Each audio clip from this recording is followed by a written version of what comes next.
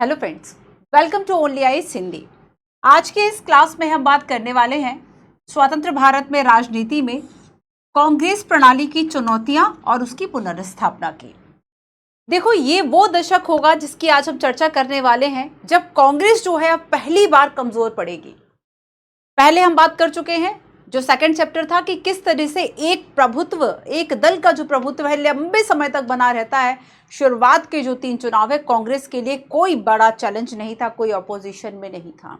लेकिन अब जो 1960 का दशक है वो कांग्रेस के लिए बड़ा ही एक तरीके से चैलेंजिंग होगा। विपक्ष के जो है अब वह एक हो चुका था। कांग्रेस जो है वह अंदरूनी कई तरह की टूट और चुनौतियों से जूझ रहा था, और ऐसे में अब कांग्रेस कैसे कमजोर पड़ेगी। नेहरू जी की जब मृत्यु हो गई 1964 के बाद, उसके बाद प्रश्न आता है कि अब जो है नेक्स्ट उत्तराधिकारी कौन होगा। पॉलिटिकल सक्सेशन का एक बहुत बड़ा जो प्रश्न चिन्ह है इंडिया डेमोक्रेसी पर लग गया।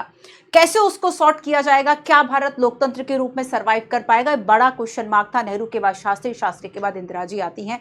इंदिरा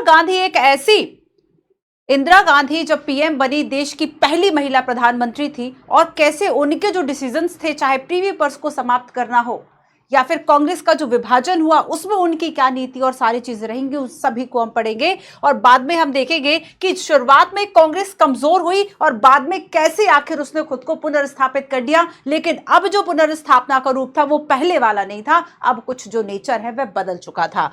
ठीक है, सो देखो, अब तक हम राष्ट्र निर्माण की चुनौतियां, एक दल के प्रभुत्व का दौर, नियोजित विकास की राजनीति, भारत के विदेशी संबंध पढ़ चुके हैं। So now next is Congress प्रणालियां, चुनौतियां और प्रतिस्थापन, है ना, challenges and restoration of the Congress system. तो इस पूरे चैप्टर में हम जर्नी की बात करेंगे कि जो तीसरा आम चुनाव था, इस आम चुनाव के बाद क्या चैलेंजेस बने। ठीक है, उत्तराधिकार की जो है वह क्या प्रॉब्लम आ जाती है, उत्तराधिकार की प्रॉब्लम कैसे आती है, नेहरू, फिर शास्त्री, फिर इंदिरा जी, और उसके बाद क्या क्या नीतियां रहेंगी, उन सभी की हम बात करेंगे। ठीक है, और लास्ट हम देखेंगे कि आखिर किस तरीके से अब जो कांग्रेस की एक जो प्रकृति है वह बदल चुकी थी। ठीक है, कहीं ना कहीं 1971 का जो चुनाव था बस इसमें कांग्रेस ने फिर से वापसी कर ली भारी बहुमत के साथ। लेकिन फिर भी हम देखेंगे कि आखिर क्या ऐसी नेचर में जो चेंज था वह बेसिकली हो चुका था कि पहले का जो कांग्रेस था उसके अंतर्गत अलग अलग जो विरोधी दल थे उस मतभेद को सुलझाने का एक स्पेस था। बट जो अब नया कांग्रेस था उसमें ये प्रॉब्लम थी, वह मजबूत दिख रहा था, लेकिन उसमें एक जो प्रॉब्लम थी वो ये थी कि अब अभिव्यक्ति के लिए जो स्पेस पहले हुआ करता था अब नहीं था, है ना। तो ये सारा होगा कि कांग्रेस जो प्रणाली है उसके लिए क्या चैलेंजेस रहे। अब देखो बेसिकली हमें शुरुआत करनी है नेहरू जी की मृत्यु 1964 के बाद से, और यहाँ पर हम बात करेंगे सबसे पहला जो चैलेंज हमारे देश में आता है उस वक्त वह था पॉलिटिकल सक्सेशन, यानी कि राजनीतिक उत्तराधिकार की चुनौती, challenges of political succession. Second हम बात करेंगे कि अब चौथा आम चुनाव हो गया। 3 आम चुनाव की बात हम पहले कर चुके हैं, अब हम बात करेंगे यहाँ पर चौथा आम चुनाव की 1967। ठीक है, 1967 चौथा आम चुनाव की बात करेंगे। फिर हम बात करेंगे कांग्रेस में विभाजन की, कांग्रेस में विभाजन की बात करेंगे, और लास्ट हम देखेंगे 1971 का चुनाव और कांग्रेस का जो है वह पुनर्स्थापना। कैसे कांग्रेस, इंदिरा गांधी जी ने अपना लक्ष्य बनाया था कि कैसे वह कांग्रेस की उस जमीन को वापस ले आए, उस खोई हुई जमीन मतलब उस विश्वास, उस बहुमत को वापस ले आए जो कि तीसरे आम चुनाव में कहीं ना कहीं खो चुका था। ठीक है, इस सब की चर्चा जो है वह हम इस चैप्टर में करने वाले हैं। तो हमें क्या क्या क्वेश्चंस देखने हैं कि नेहरू के बाद राजनीति की क्या करवट हुई, विपक्ष की एकता से के और खुद का बिखराव जो था, कांग्रेस के प्रभुत्व को कैसे चुनौती दी, चैप्टर 2 से इसको कोरिलेट करके पढ़ना। इंदिरा गांधी के नेतृत्व में नई कांग्रेस ने क्या चुनौतियां थी, किससे वह उभरी, और कैसे नई नीतियों और विचारधाराओं ने कांग्रेस की पुनर्वापसी की। तो पहला प्रश्न जो सबके सामने था कि अब नेहरू जी के बाद जो है वह क्या होगा। सबसे पहला प्रश्न जो था कि जब 1964 में हमारे देश के जो पहले पीएम थे, जब इनकी मृत्यु हो गई तब एक प्रश्न जो है वह सामने आ गया। ठीक है, इनके बाद प्रश्न सामने आ गया कि अब नेहरू के बाद कौन, नेहरू के बाद जो है अब कौन बनेगा। ठीक है, ये एक बहुत बड़ा प्रश्न था।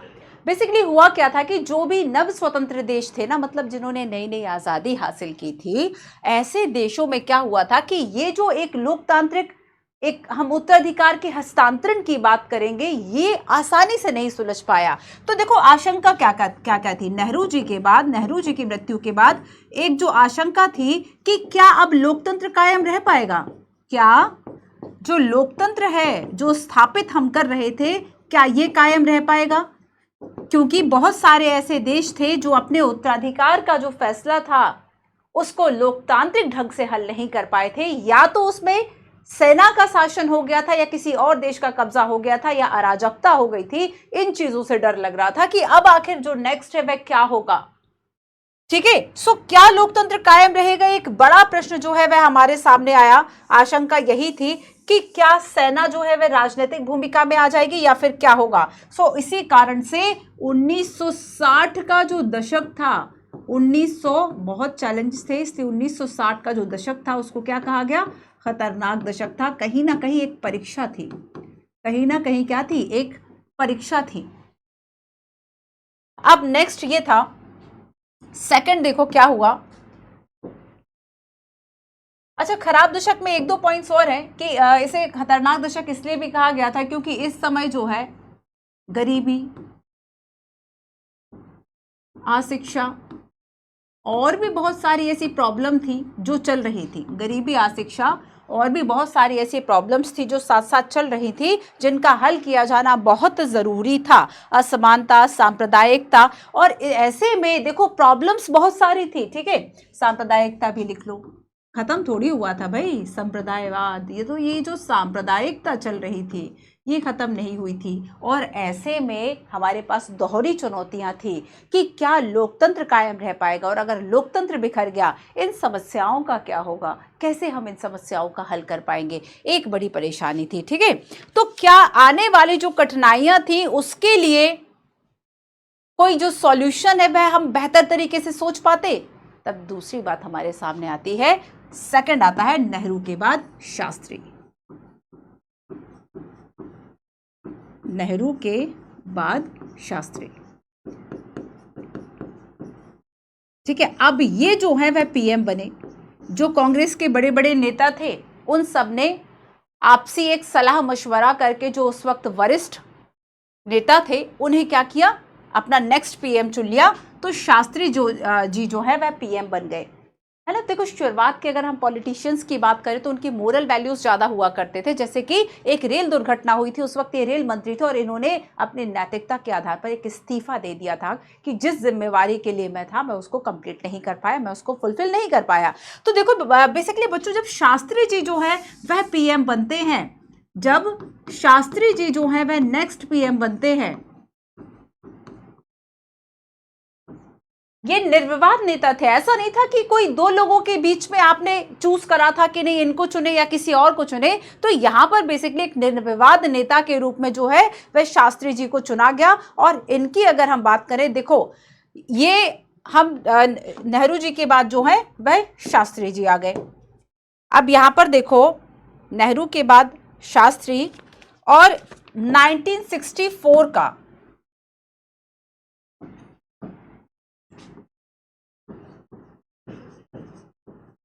नेहरू के बाद शास्त्री, हमने वो जो एक अंदेशा था कि किस तरीके से हम लोकतंत्र कायम रख पाएंगे नहीं रख पाएंगे, वो हमारा जो मैटर था वह सॉर्ट हो गया, हमने उसको सुलझा लिया।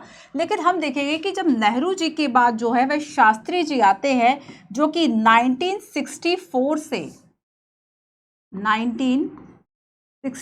से 1966 तक जो है ये पीएम रहे। ठीक है, अब इनके समय में, शास्त्री जी के समय में दो प्रमुख चुनौतियां थी जिनका इनको सामना करना था।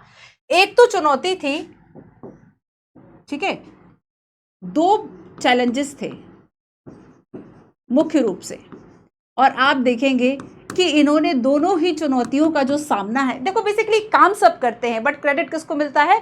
पीएम को, कि हाँ पीएम ने ये किया क्योंकि वह कहीं ना कहीं हमने जिस व्यवस्था को अपनाया है उसमें वास्तविक प्रमुख और वास्तविक शक्तियां पीएम के पास है।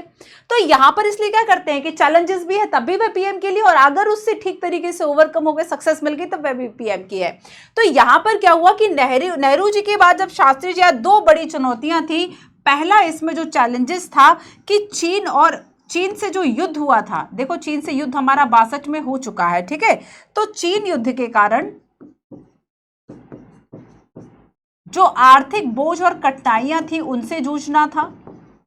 आर्थिक कठिनाइयां, युद्ध वगैरह जो है ये आपकी प्रगति को स्लो कर देते हैं, क्योंकि वही संसाधन है जो आप विकास के लिए यूज कर सकते थे, और वही संसाधन जो है वह आपके रक्षा व्यय में खर्च हो गए।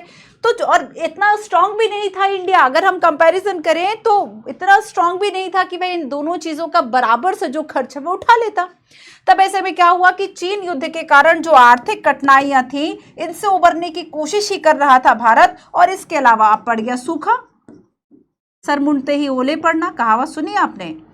मानसून की असफलता, मानसून की असफलता, और इसके बाद सूखा और अकाल, ये प्रॉब्लम्स हुई। ये पहली चुनौती थी, ठीक है। अब देखो जो दूसरा चैलेंज था, ये तो चीन युद्ध हो गया पहला। 1965 की जब हम बात करेंगे, पाकिस्तान से युद्ध हुआ था, नहीं हुआ था? तो यहां पर पाकिस्तान से हमें युद्ध करना पड़ा, ठीक है। अब देखो कि यहां पर चीन युद्ध के कारण, चीन युद्ध कब हुआ था? 1962 में। तो यहां पर चीन युद्ध में नहीं है, यहां पर है ये आर्थिक कठिनाइयां, चैलेंज है ना। आर्थिक कठिनाइयां जो हैं ये मेजर पॉइंट होगा इसमें, कि आर्थिक कठिनाइयों से जूझ ही रहा था, ऊपर से मानसून की असफलता और ये प्रॉब्लम्स हो गई, और अब खाद्यान्न का जो संकट है वह आ गया, सूखा पड़ गया, खाद्यान्न का संकट आ गया। तब इन्होंने इस प्रॉब्लम के सॉल्यूशन के लिए एक नारा दिया और काम खत्म हो गया, ठीक है। क्या नारा दिया था? शास्त्री जी ने इस प्रॉब्लम के लिए जय जवान जय किसान,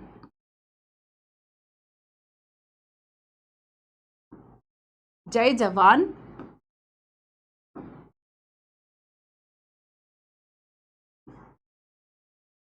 अगर आप इस समय की मूवीज देखेंगे तो जो शास्त्री जी हैं, ठीक है, इन्होंने भी उन जो मूवीज बना रहे थे लोग, उस पहले शुरुआत में आप देखेंगे तो मूवीज ठीक ठाक ही बन रही थी। वो ज़्यादातर आप देखेंगे उस एरा को दिखाती थी जो अंग्रेजों ने हम पे अत्याचार किए, है ना, और कैसे उनसे निपटा। तो इसके बाद आप देखेंगे कि ज़्यादातर जो मूवीज बनी वह देशभक्ति और इन सब पे बनी, और जय जवान जय किसान का जो नारा है इन्होंने दिया। जय जवान का नारा जो पाकिस्तान से युद्ध कर रहे हैं, ठीक है, कि ये हमें जिताएंगे, तो यहां पर जय जवान का नारा काम आया।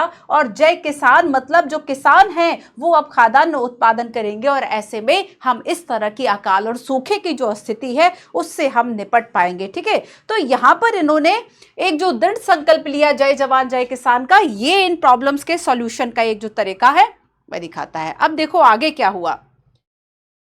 इनका देहांत जानते हो बच्चों, एक मतलब शास्त्री जी का जो देहांत है ये एक बड़ा ही विवादास्पद मामला है। आपने क्या ताशकंद समझौता सुना है? ताशकंद समझौता नहीं सुना? चलो मैं बता देती हूं। देखो हुआ क्या था कि ये एक समझौता करने के लिए ताशकंद गए हुए थे, ठीक है।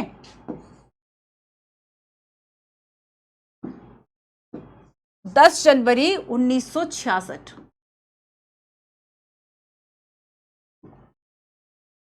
10 जनवरी 1966 को इनकी मृत्यु हो जाती है। ताशकंद समझौता करने के लिए गए थे, पहले सोवियत संघ में था, आज आप देखेंगे उज्बेकिस्तान की राजधानी है ताशकंद, ठीक है। सो देखो यहां पर ये पाकिस्तान के जो उस वक्त प्रमुख थे आयूब खान, ठीक है, आयूब खान के साथ एक शांति वार्ता करने के लिए जो है वह गए हुए थे, और इसी ताशकंद समझौते के बाद शास्त्री जी की जो मृत्यु है वह अचानक से वहां पर हो जाती है उज्बेकिस्तान में, ठीक है, इनकी मृत्यु हो जाती है। अब देखो, एक पता है इस पे आरोप लगाया जाता है, ये बात अच्छा मैं लिखती नहीं हूँ, ये बात मैं आपको वर्बली बता देती हूँ। इनकी पत्नी ने भी आरोप लगाया कि उन्हें जो जानकारी थी कि इन्हें जहर दे के मारा गया। एक आरटीआई कार्यकर्ता थे जिन्होंने सरकार से ये डिमांड की थी, मतलब ये इन्फॉर्मेशन मांगी थी कि क्या इनका पोस्टमार्टम कराया गया था, तो जवाब आया था नहीं, इनका पोस्टमार्टम भी नहीं कराया गया था और इनका शरीर बेसिकली नीला पड़ गया था। अगर आप पढ़ेंगे तो आपको पता चलेगा कि ये कहा जाता है कि शास्त्री बेसिकली एक, जैसे कि हम सुभाष चंद्र बोस के बारे में नहीं जानते कि उनकी मृत्यु का खास रहस्य जो है वह क्या था, सच क्या था, वैसे ही शास्त्री जी की जो मृत्यु है, ठीक है, कहा जाता है कि ब्लड प्रेशर जो है, मतलब हार्ट अटैक के कारण इनकी जो मृत्यु है वह हो गई थी, बट ऐसा था नहीं, बिकॉज ऑफ उनका शरीर जो है वह नीला पड़ा हुआ था, तो ऐसा माना जाता है। कई रिपोर्ट्स इस बात को कहती हैं, ठीक है। तो यहां पर क्या है कि इनकी जो मृत्यु है 10 जनवरी को समझौता करने गए थे, 11 जनवरी 1966, ठीक है, को इनकी जो मृत्यु है वह हो गई। अब देखो, इसके बाद जो है वह कुछ समय के लिए गुलजारी लाल नंदा जो है वह कार्यवाहक पीएम बने थे। शास्त्री जी की मृत्यु के बाद याद रखना है आपको एक इंपॉर्टेंट फैक्ट कि अब कुछ समय के लिए गुलजारी लाल नंदा जो है ये कार्यवाहक पीएम बने थे, उनकी जगह पर काम करने लगे थे, ठीक है। तो कार्यवाहक अस्थायी रूप से नहीं, कोई थोड़े समय के लिए काम करने लगता, बस वैसे ही। क्लियर है? तो यहां पर ये नाम भी आपको याद रखना है। चलिए अब आगे हम देखेंगे कि इतनी जल्दी जल्दी देखो 2 साल के अंदर ही, अब तीसरा पीएम हमें चुनना था, तो 2 साल के अंदर ही नया लोकतंत्र है और तीसरा प्रधानमंत्री हमें चुनना है। ऐसे में अब फिर से एक संकट पैदा हो गया। जो संकट पहले था हमारे सामने कि अब नेहरू जी के बाद क्या होगा, अब हमारे सामने फिर से यही संकट था कि अब शास्त्री जी के बाद क्या होगा, क्योंकि बहुत ऐसे नेता नहीं समझ में आ रहे थे कि कौन सा ऐसा लोकप्रिय नेता हम खड़ा कर दे और लोग कहीं ना कहीं उसको एकदम सपोर्ट कर दे, है ना, उनकी स्वीकृति हो। तो बेसिकली यहां पर एक अलग फिर जो प्रॉब्लम है वह क्या हो गई, खड़ी हो गई। और इसके बाद हमने इस प्रॉब्लम का सॉल्यूशन निकाला इंदिरा जी से, ठीक है। इस प्रॉब्लम का आप जो सॉल्यूशन निकाला वह हमने कहां निकाला, इंदिरा गांधी। तो अब शास्त्री जी के बाद इंदिरा गांधी पीएम बनती है। शास्त्री जी के बाद जो इंदिरा गांधी है वह पीएम बनती है, ठीक है। पर याद रखना कि अब ये निर्विवाद नेता नहीं थी, मतलब और इनके जो साथ में हम देखेंगे, ये निर्विवाद कहने का मतलब ये है कि सभी लोगों ने एक को ही चुन लिया, दूसरे का ऑप्शन ही नहीं आया। बट अब हम देखेंगे कि इनके साथ में कोई और भी खड़ा हुआ था और वह थे मोरारजी देसाई, ठीक है। अब देखो आया समझ में? तो नेहरू के बाद शास्त्री, शास्त्री के बाद इंदिरा, है ना। सो शास्त्री जी का हमने पढ़ लिया और अब हम बात करेंगे इंदिरा गांधी की। अब हम बात करेंगे इंदिरा गांधी की, ठीक है। तो इनका जन्म समय देख लो, 1917 से लेके 1984 जो है इनका समय जीवन काल था, ठीक है। इनके बारे में थोड़ा सा जानते हैं कि भारत की ये पहली महिला प्रधानमंत्री रही हैं। भारत की ये पहली महिला, फर्स्ट जो महिला पीएम है वह रही है। और साथ ही इन्होंने स्वतंत्रता आंदोलन में भी भागीदारी की थी। कांग्रेस की अध्यक्ष भी रही 1958 में। जब शास्त्री जी का मंत्रिमंडल था ना, तब केंद्रीय मंत्री के पद पर थी। और उसके बाद 67 में, 71 में और 80 के आम चुनाव में कांग्रेस पार्टी को अपने नेतृत्व में इन्होंने विजयी बनाया। गरीबी हटाओ का जो नारा है वह इन्होंने दिया था। और 1971 में जो युद्ध जीता था, लास्ट हमने क्या बात की थी कि जब पूर्वी पाकिस्तान, है ना, पूर्वी पाकिस्तान ने जब मुक्ति संघर्ष छेड़ा, पाकिस्तान ने अपनी सेना भेजी, तब भारत में 80 लाख शरणार्थी आ गए और भारत ने फिर उसमें क्या किया, हर तरह से समर्थन किया और ढाका को तीनों तरफ से घेर लिया। तब ऐसे में पाकिस्तान के 90,000 सैनिकों ने आत्मसमर्पण किया और इसी के साथ साथ एक शिमला समझौता हुआ और शांति कायम हुई। लेकिन बांग्लादेश जो है वह अलग, अपने स्वतंत्र राष्ट्र के रूप में अब आ गया, पाकिस्तान से अलग हो गया। पूर्वी पाकिस्तान था बांग्लादेश, है ना। अब ये जो डिसीजन लिया था कि ठीक है सेना भेजो, सपोर्ट करो, ये डिसीजन था इंदिरा जी का। और ऐसे में त्वरित ऐसा डिसीजन लेना, इतना टफ डिसीजन लेना, इंदिरा जी की जो छवि है वह बहुत ही स्ट्रांग बन जाती है, ठीक है। सो देखो, इसके अलावा इन्होंने 71 के, आप देखेंगे कि इसके बाद प्रीवी पर्स की समाप्ति, बैंकों का राष्ट्रीयकरण, आणविक परीक्षण, पर्यावरण संरक्षण के कदम उठाए, ठीक है। तो यहां पर हम देखेंगे, अच्छा 31 अक्टूबर 1984 के दिन इनकी हत्या कर दी गई थी, है ना, आप सभी को पता है। इसके बाद फिर वही सिख दंगे और बाकी सब। तो इंदिरा गांधी जी का जो समय काल 1917 1984। चलिए ये हमने थोड़ा सा इंदिरा जी के बारे में जाना। अब देखो बेसिकली यहाँ पे ये जो आपको पिक दिख रही है, खैर इस पिक को बाद में समझा देती हूँ, पहले मैं बता देती हूँ कि इनके विपक्ष में जो है वह कौन कौन खड़ा हुआ था। शास्त्री के बाद इंदिरा।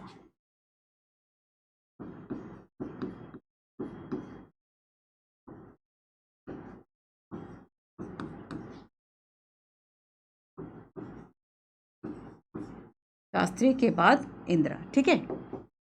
सबसे फर्स्ट देखो कि दो लोग थे इस वक्त पीएम पद के लिए, दो लोग थे। आज तो आप देखेंगे हर कोई पीएम बनना चाहता, उस वक्त ऐसा नहीं था कि 20 लोग खड़े हों। तो यहां पर हम देखेंगे कि पीएम पद के लिए एक जो उम्मीदवारी थी वह किसकी थी? मोरारजी देसाई की। किसकी थी? मोरारजी देसाई। बेसिकली ये 2 बार चुनाव हारे थे पीएम पद के लिए, 2 बार हारे थे, तीसरी बार इन्होंने खुद ही नामांकन ले लिया था, है ना, पूरे जीवन काल की बात हो रही है। तो मोरारजी देसाई थी और सामने थी इनकी इंदिरा जी, ठीक है। मोरारजी देसाई थे और सामने थी इंदिरा गांधी। अब आगे देखो कि मोरारजी देसाई जो है वह बंबई के सीएम थे। ये क्या थे? बंबई के मुख्यमंत्री थे। बंबई जैसा प्रांत और उसके मुख्यमंत्री थे।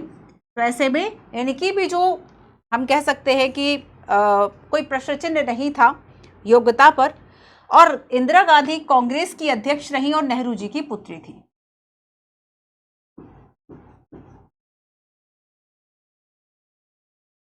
ठीक है। एंड कांग्रेस अध्यक्ष रही एंड कांग्रेस की अध्यक्ष थी। और साथ ही साथ देखो जब शास्त्री जी थे तो शास्त्री जी के मंत्रिमंडल में सूचना प्रसारण मंत्रालय भी इनके पास था।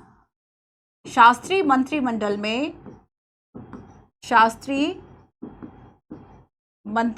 में सूचना प्रसारण मंत्रालय इन्हीं के पास था, ठीक है। अब देखो हुआ क्या, हमने ये 2 लोग तो समझ लिए कि ये 2 लोग खड़े हुए थे, ठीक है। शुरुआत में क्या हुआ, मोरारजी देसाई और इंदिरा गांधी। शुरुआत में लग ऐसा रहा था कि ज्यादातर जो लोग हैं वो मोरारजी देसाई के पक्ष में है, इंदिरा जी के पक्ष में नहीं है। और शुरुआत में जो इंदिरा जी है इन्हें क्या हुआ, इन्हें समर्थन शुरुआत में नहीं दिया था, ठीक है। अब देखो कि हम देखेंगे कि इंदिरा गांधी को बड़े नेताओं ने समर्थन नहीं दिया। कांग्रेस के जो बड़े नेता थे, बड़े नेताओं ने समर्थन नहीं किया।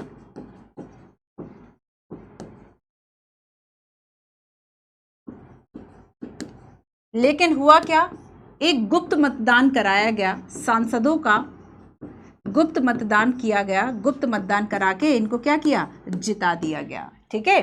गुप्त मतदान करके जो है वह इनको जिता दिया गया और लगभग 2/3 जो सांसद हैं उन्होंने इनको वोट दिए। 2/3 जो सांसद थे उन्होंने अपने जो वोट है वह इनको दिए, ठीक है, ठीक है। अब देखो यहाँ पर जो मोरारजी देसाई हैं ये क्या होते हैं, हार जाते हैं। तो यहाँ पर जो मैं आपको लास्ट पिक दिखा रही थी वह यही था, ठीक है, कि ये दौड़ते ही रह गए और इन लोगों ने क्या किया, इंदिरा जी को जो है वह गुप्त मतदान से विजयी बना दिया, ठीक है। अच्छा देखो बेसिकली ऐसा हुआ क्यों, ऐसा इसलिए हुआ क्योंकि ये जो बड़े नेता थे, ठीक है, ये जो सांसद थे बेसिकली इन लोगों ने जिता दिया। क्यों?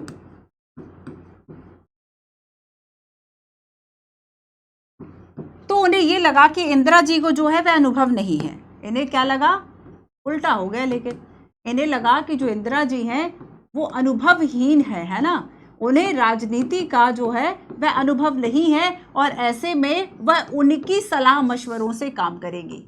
जो बड़े नेता थे, ठीक है, उनकी सलाह पर काम करेंगी, पर ऐसा हुआ नहीं, ठीक है। देखो ये एक बातचीत कब की चल रही है, ये चल रही है शास्त्री जी की मृत्यु जब 1966 में हो गई उसकी। अब 1966 में मृत्यु हो गई तो 1967 में ही चुनाव था। 1967 में हम देखते हैं कि चुनाव था, ठीक है, चौथा आम चुनाव था 1967 में। अब ऐसे में यहाँ पे इंदिरा जी ने क्या किया कि खुद से जो सपोर्ट है, खुद से जो लीड है वह ली आगे। इनके डिसीजंस जो है वह कुछ ऐसे हुए कि इन बड़े नेताओं जिन्होंने इनको जितवाया था उनको पीछे कर दिया और खुद जो डिसीजंस है वह लेने लगी, क्योंकि अब नेक्स्ट जो है वह चुनाव होने वाले थे, तो उसकी जो अगुवाई है अब इन्होंने किया। ठीक है, तो बेसिकली कांग्रेस के जो नेता थे बाद में इन्होंने समर्थन इसलिए कर दिया था कि अब जो है वह उनके इशारे पर कहीं ना कहीं इंदिरा जी जो है वह चलेंगी। और लेकिन अब आगे जो है इंदिरा जी ने क्या किया कि लोकसभा के चुनाव में अब खुद से ही अगुवाई कर ली। और इस वक्त में हम देखेंगे कि देश की आर्थिक स्थिति जो है वह अभी काफी खराब थी। ठीक है, काफी खराब थी और पार्टी पर अपना जो नियंत्रण है वह इंदिरा जी ने दिखाना अब शुरू किया। ठीक है, तो यहां पर हम देखेंगे कि अब इंदिरा जी ने क्या किया कि 1967 का, ठीक है, जो फोर्थ इलेक्शन था, जो चौथा चुनाव था, इस पे अब इन्होंने पार्टी पर नियंत्रण किया और नियंत्रण के साथ साथ अब अपना जो हुनर, जो कौशल है वह दिखाना शुरू कर दिया। ठीक है, सोचा था कुछ और, हो गया कुछ और। तो ये इस तरीके से हमने उत्तराधिकार के जो मसले हैं वह हल किए और अब हम ज्यादा बात इसमें जो है वह इंदिरा जी के आसपास करेंगे। ठीक है, चलिए अब नेक्स्ट है इसमें चौथा आम चुनाव 1967।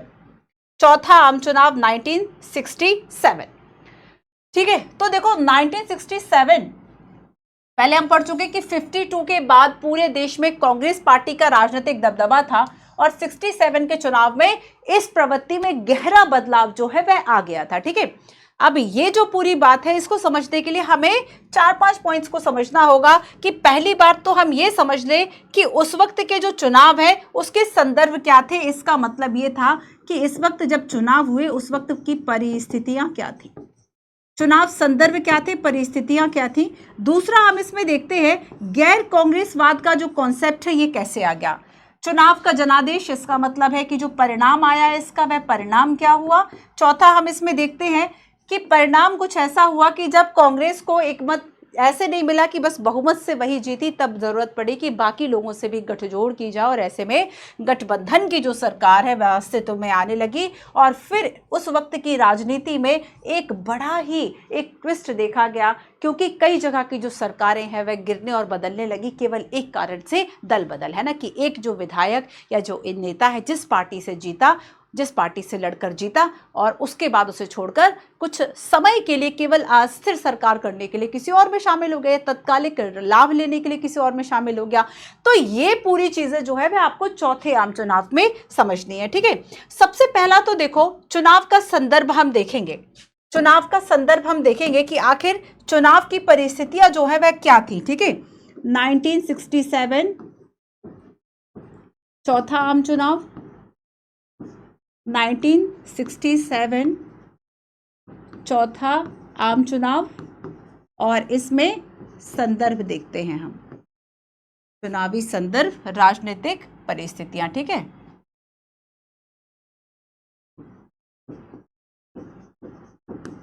चुनाव संदर्भ।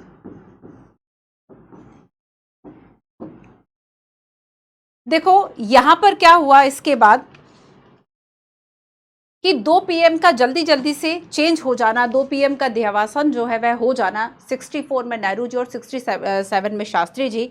और ऐसे में एक अस्थिर जो सरकार है वह अब तक हो चुकी थी। ठीक है, अभी तक हम देखेंगे कि नए प्रधानमंत्री को पद संभालते हुए अभी तक पूरा 1 साल भी नहीं हुआ था कि अब चुनाव आ चुके थे। और ऐसे में जो राजनीति थी और राजनीतिक लहजे से इंदिरा जी को जो है थोड़ा सा कम अनुभवी माना जाता था। ठीक है, कम अनुभवी माना जाता था और उसमें ही हम देखेंगे कि राजनीतिक अस्थिरता का दौर हो चला था और साथ साथ में क्या था, गंभीर आर्थिक संकट। गंभीर, देखो ये आपको कहाँ काम आएगा, जैसे कि मेंस में क्वेश्चन आ गया या पीटी में भी सीधा क्वेश्चन आ सकता है कि चौथे आम चुनाव के दौरान क्या प्रॉब्लम्स थी, है ना। तो उस समय का हम एक ये देखें कि सीन क्या था, तो आप सारी चीजों को इससे कनेक्ट करके लिख सकते हैं। ठीक है, तो आर्थिक संकट गंभीर हो गया, मानसून असफल हो गया, मानसून की असफलता और व्यापक सूखा। ठीक है, जब सूखा होगा तब डेफिनेटली खेती में गिरावट आएगी, खेती में गिरावट, उत्पादन में बेसिकली गिरावट, खाद्यान्न संकट आ चुका था, खाद्यान्न संकट था। मुद्रा भंडार में कमी थी, जो मुद्रा भंडार था, मुद्रा भंडार में कमी थी और सैन्य खर्च जो है वह बढ़ चुका था। ठीक है, सैन्य खर्च बढ़ चुका था,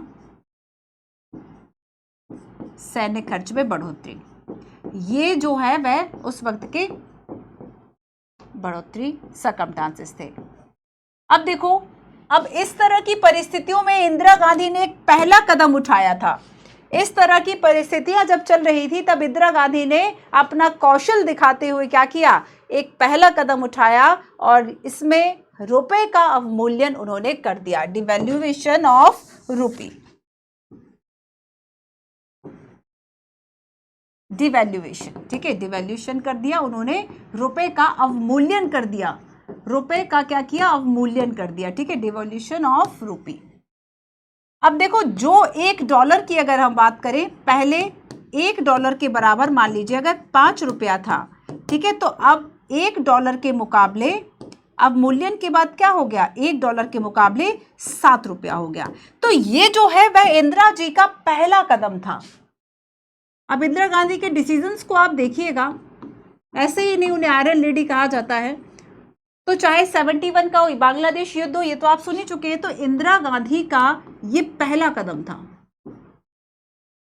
इंदिरा गांधी का क्या था, ये पहला कदम था कि उन्होंने क्या किया, अवमूल्यन कर दिया रुपए का, उसकी कीमत कर दी। और जब $1 के बराबर जो है 5 रुपए हुआ करता था, अब $1 के बराबर कितना हो गया, 7 रुपए हो गया। ठीक है, अच्छा एक और मैं आपको बात बता दूं कि अब तक जो डिवैल्यूएशन की हिस्ट्री कहती है 3 बार हो चुका है। 1949 में हुआ था, 1966 में हुआ था, 1991 में हुआ था। अभी आप रिसेंटली देख लीजिएगा इसके बाद का। ठीक है, तो 3 बार का ये जो है वह हो चुका था 2000 के पहले तक। अब देखना यहां से प्रॉब्लम कैसे होगी। और अब इंदिरा जी के खिलाफ एक तरीके से जो नेगेटिव, कांग्रेस के खिलाफ नेगेटिव जो वाइब्स है लोगों में आने लगेंगे। ठीक है, ये सारी प्रॉब्लम्स चल रही थी, प्रॉब्लम समझ में आ गई ना। अब देखो इन प्रॉब्लम्स के बाद क्या आगे क्या हुआ। अब यहां पर आर्थिक संकट आने लगा, और जब आर्थिक संकट गहराया, महंगाई बढ़ेगी नहीं बढ़ेगी, चीजों की कीमतें बढ़ गई, राशन की कीमत बढ़ गई, तो यहां पर महंगाई में बढ़ोतरी हो गई, महंगाई में बढ़ोतरी, बेरोजगारी में बढ़ोतरी, और भी इतनी सारी जो प्रॉब्लम्स है वह होने लगी कि अब लोगों में आक्रोश जो है वह बढ़ने लगा। और यहां पर हम देखेंगे कि खाद्यान्न में कमी हुई, महंगाई में बढ़ोतरी, खाद्यान्न में कमी, और आगे इसका परिणाम जानते हो क्या हुआ, इसका परिणाम ये हुआ, इसका परिणाम हुआ कि लोगों ने हड़ताल, लोगों ने आंदोलन, और जो हड़ताल है वह शुरू कर दी, हड़ताल व आंदोलन शुरू कर दिए, हड़ताल बंद। ठीक है, ये सब जो है वह स्टार्ट कर दिए। अब देखो सरकार का इस पे क्या रवैया था, ये जानने लायक होगा, तभी लोगों का जो आक्रोश है वह और ज्यादा बढ़ जाता है। सरकार ने कहा कि ये आर्थिक संकट की समस्या नहीं, ये लॉ एंड ऑर्डर की समस्या है कि पुलिस नहीं संभाल पा रही, और ऐसे में लोगों का आक्रोश और भी बढ़ चुका था। तो इसका परिणाम क्या हो कि आर्थिक संकट हुआ, और यहां पर सरकार ने क्या कहा, सरकार का रवैया था, सरकार का रवैया था कि ये क्या है, ये कानून व्यवस्था की समस्या है कि आप लोगों को नहीं समझा पा रहे।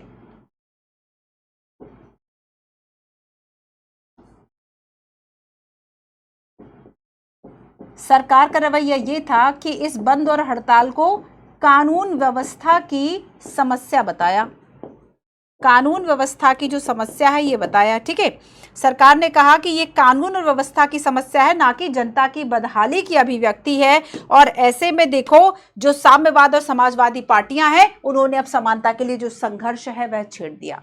ठीक है, और देखो ये ऐसा समय था, सशस्त्र कृषक विद्रोह होने लगे, और अब इसके बाद ऐसा समय आ गया कि अब लगा कि अब कांग्रेस जो है वह नहीं जीत पाएगी। कांग्रेस के खिलाफ बहुत सारे लोग जो है लामबंद हो चुके थे, और इस अवधि में सबसे ज्यादा कहा जाता है कि बहुत गंभीर किस्म के जो वह हिंदू मुस्लिम दंगे भी हुए थे। ठीक है, तो इसका परिणाम क्या था समझ गए, चुनाव संदर्भ क्या था हमने देख लिया कि अब जो है मैं आपको एक पिक दिखाती हूं कि अगर, अच्छा वो 1971 का है, अभी छोड़ देते हैं।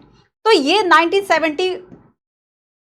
1967 का जो चौथा आम चुनाव उसकी परिस्थितियां थी और उसकी प्रॉब्लम्स थी। ठीक है, अब देखो, जब ये लगा कि आर्थिक संकट और इन सब के चलते सरकार को कहीं ना कहीं कमजोर किया जा रहा है, तब ऐसे में एक नारा आता है गैर कांग्रेसवाद का। ठीक है, गैर कांग्रेसवाद,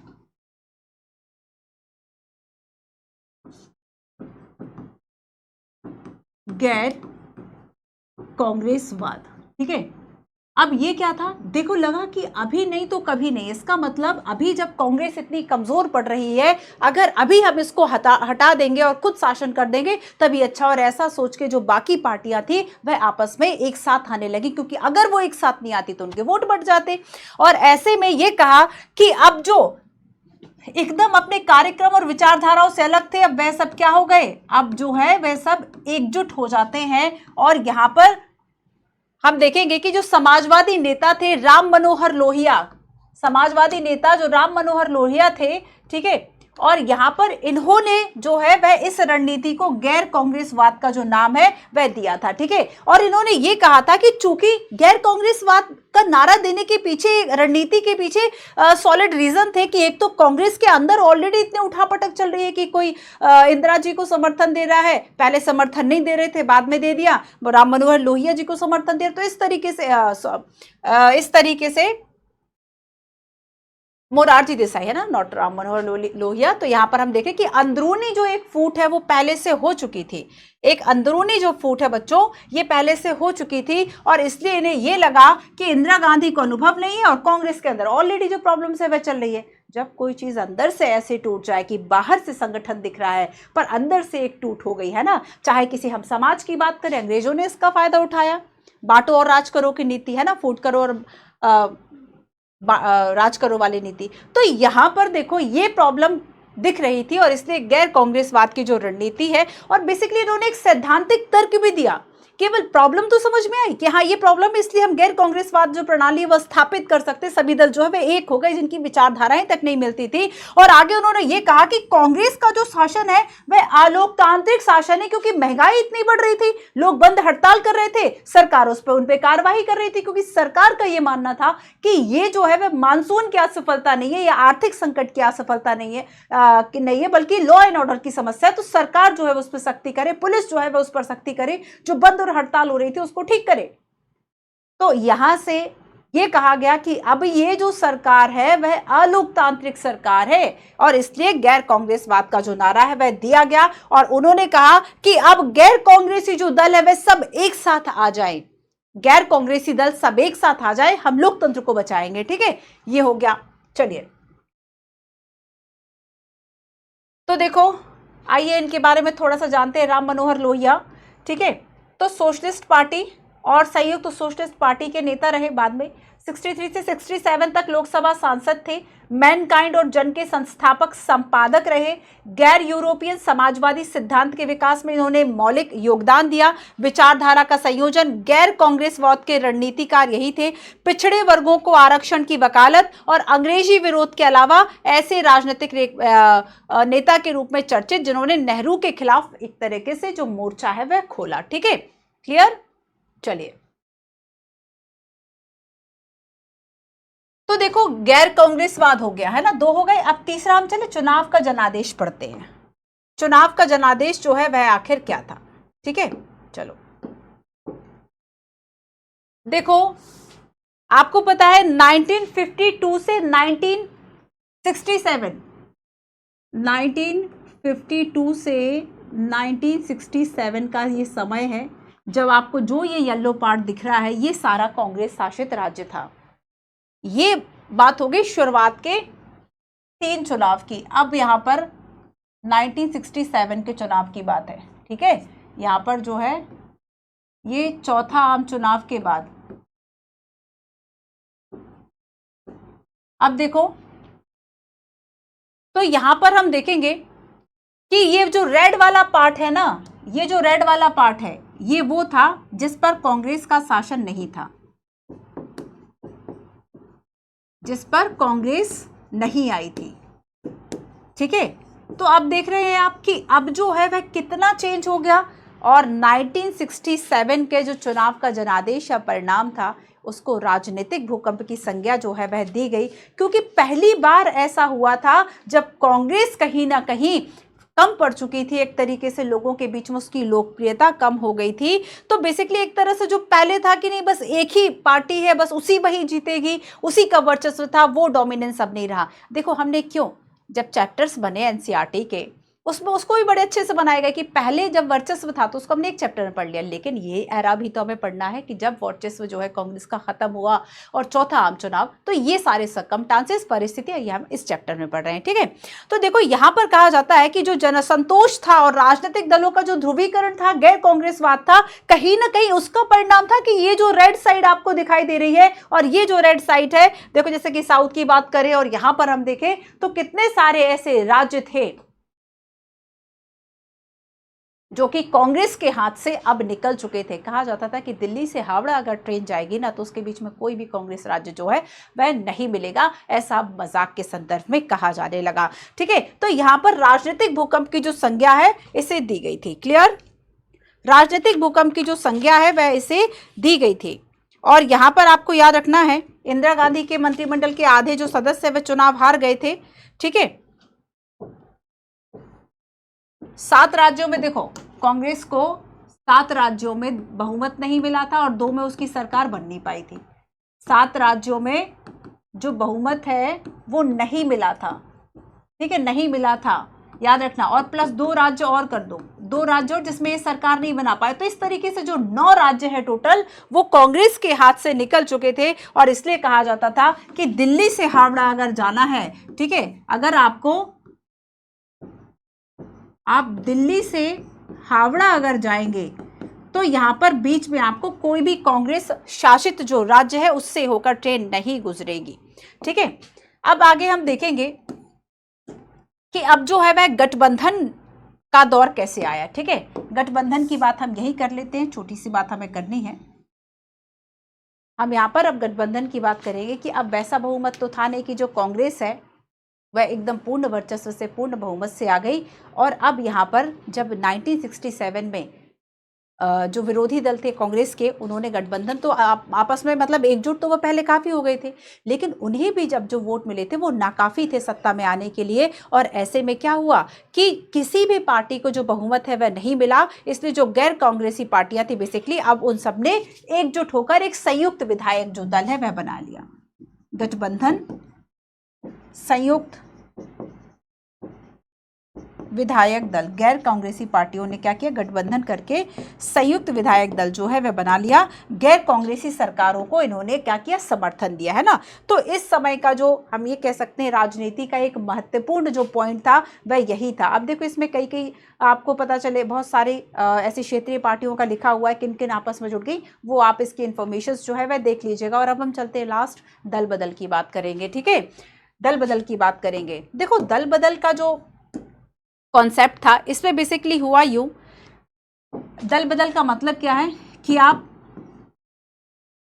किसी खास पार्टी, मतलब कोई भी पार्टी है ना, खास पार्टी से चुनाव लड़े,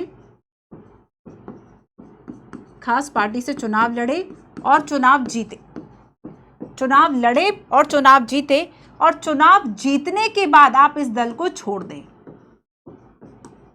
जीतने के बाद क्या करें, आप इस दल को छोड़ दें।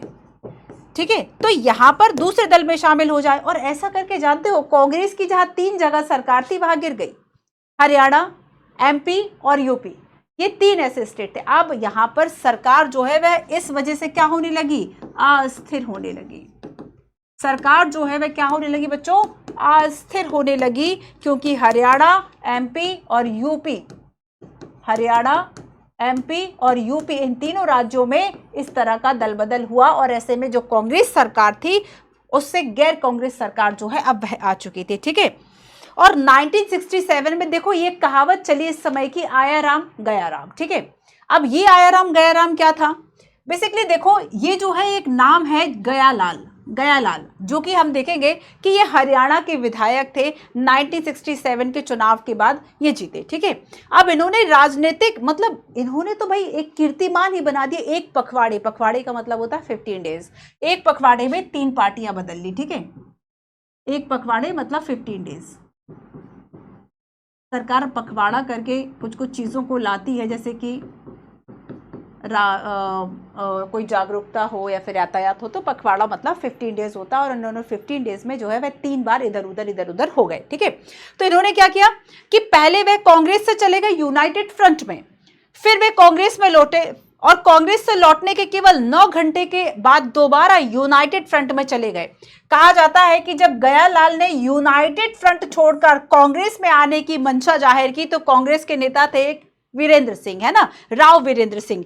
उन्होंने चंडीगढ़ के प्रेस के सामने घोषणा की, ठीक है, मजाक में बेसिकली कहा था गया राम था अब आया राम है। ठीक है, घोषणा की गया राम था अब आया राम है और लाल की इस हड़बड़ी को आया राम और गया राम के जुमले से यह एक तरीके से फेमस हो गया। अब जो बुक में नहीं है थोड़ा सा एक्स्ट्रा हम देख लेते हैं। देखो एंटी डिफेक्शन लॉ लाना इसलिए ज़रूरी था ताकि इस तरह से, देखो ये तो गलत है ना कि आप जिस पार्टी से लड़े उससे जीते, आप कहीं ना कहीं जो वर्चस्व है वह उस पार्टी का रहा होगा, उसकी नीतियां लोगों को पसंद थी तब आप जीत गए, आपने उसके बाद उसको छोड़ दिया। अब ऐसे में देखो कि एंटी डिफेक्शन लॉ लाना जो ज़रूरी था क्योंकि सरकार जो है वह अस्थिर ना हो, है ना। तो दल बदल विरोधी कानून संसद और विधानसभा सदस्यों सांसद और विधानसभा सदस्यों को एक पार्टी से दूसरी पार्टी में शामिल होने पर क्या करता है, दंडित करता है, सजा देता है, उन्हें अयोग्य घोषित कर देता है। इसके अयोग्य घोषित होने के क्या क्या पैरामीटर्स हैं ये आप देख लेंगे। ठीक है, अयोग्य किन आधारों पर घोषित किया जाएगा, क्या करेगा वह, किन आधारों पर, ये आप करेंगे बच्चों, पढ़ लेना इसको, किन आधारों पर उसको। 1900 संसद ने क्या किया 1985 में एक अनुसूची इसमें नई जोड़ी थी, 10वीं अनुसूची थी, वह कौन सी, 10th शेड्यूल था और संविधान में इसको जोड़ा गया और इसका उद्देश्य था कि जो दल बदल करने वाले विधायक इनको हतोत्साहित करना और सरकार को स्थिर करना। तो मेन मोटिव ही था एंटी डिफेक्शन लॉ का पॉलिटिकल स्टेबिलिटी।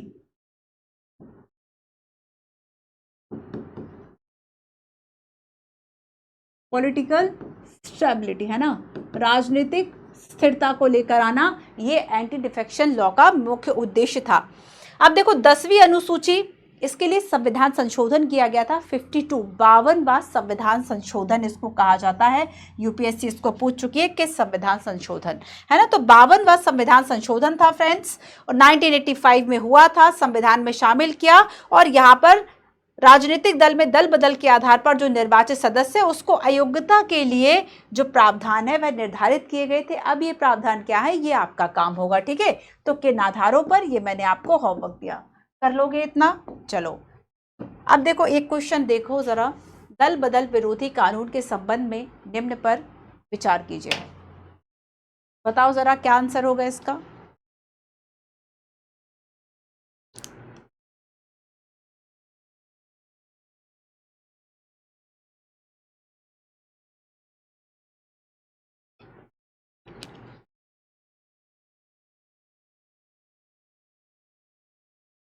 नाइनटीन 85 के अधिनियम के अनुसार एक राजनीतिक दल के निर्वाचित सदस्यों के 1/3 सदस्यों के द्वारा दल बदल को विलय मान लिया जाता था।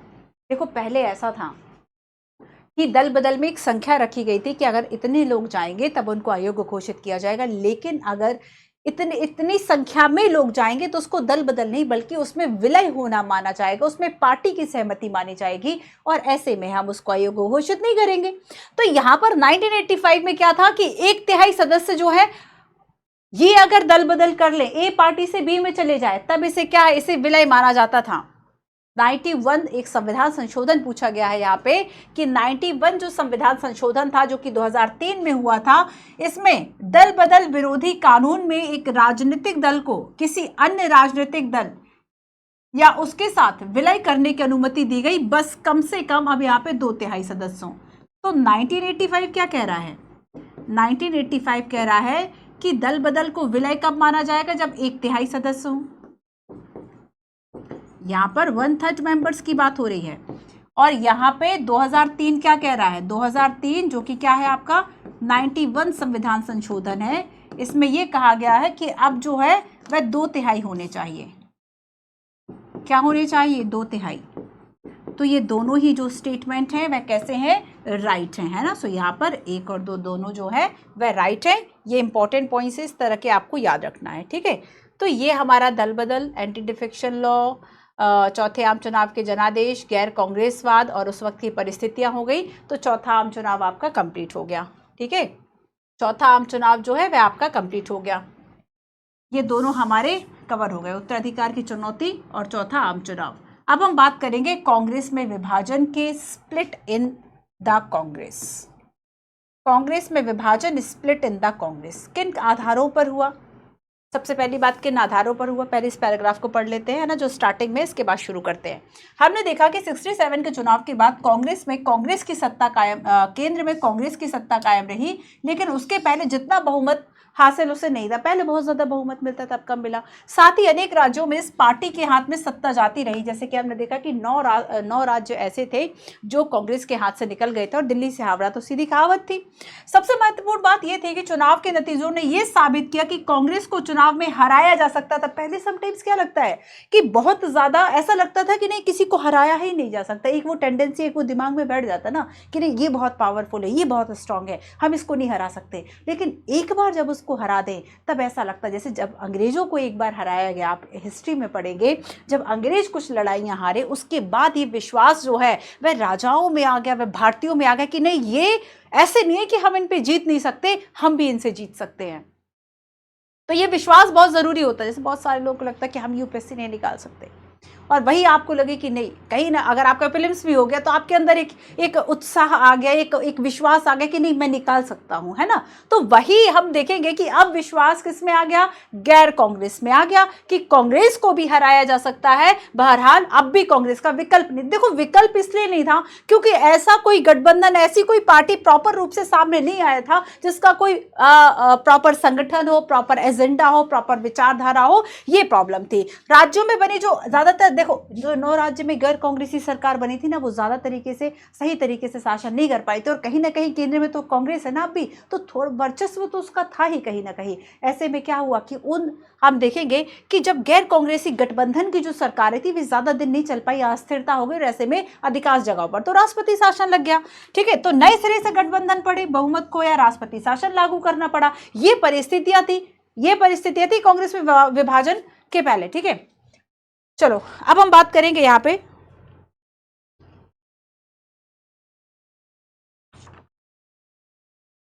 इंदिरा बनाम सिंडिकेट। इंदिरा बनाम सिंडिकेट, ये क्या है? इंदिरा बनाम सिंडिकेट। देखो सिंडिकेट को पहले समझो। सिंडिकेट क्या था? ये कांग्रेस में जो बड़े नेता थे ना, बड़े नेताओं का समूह था। कांग्रेस में बड़े नेताओं का समूह था।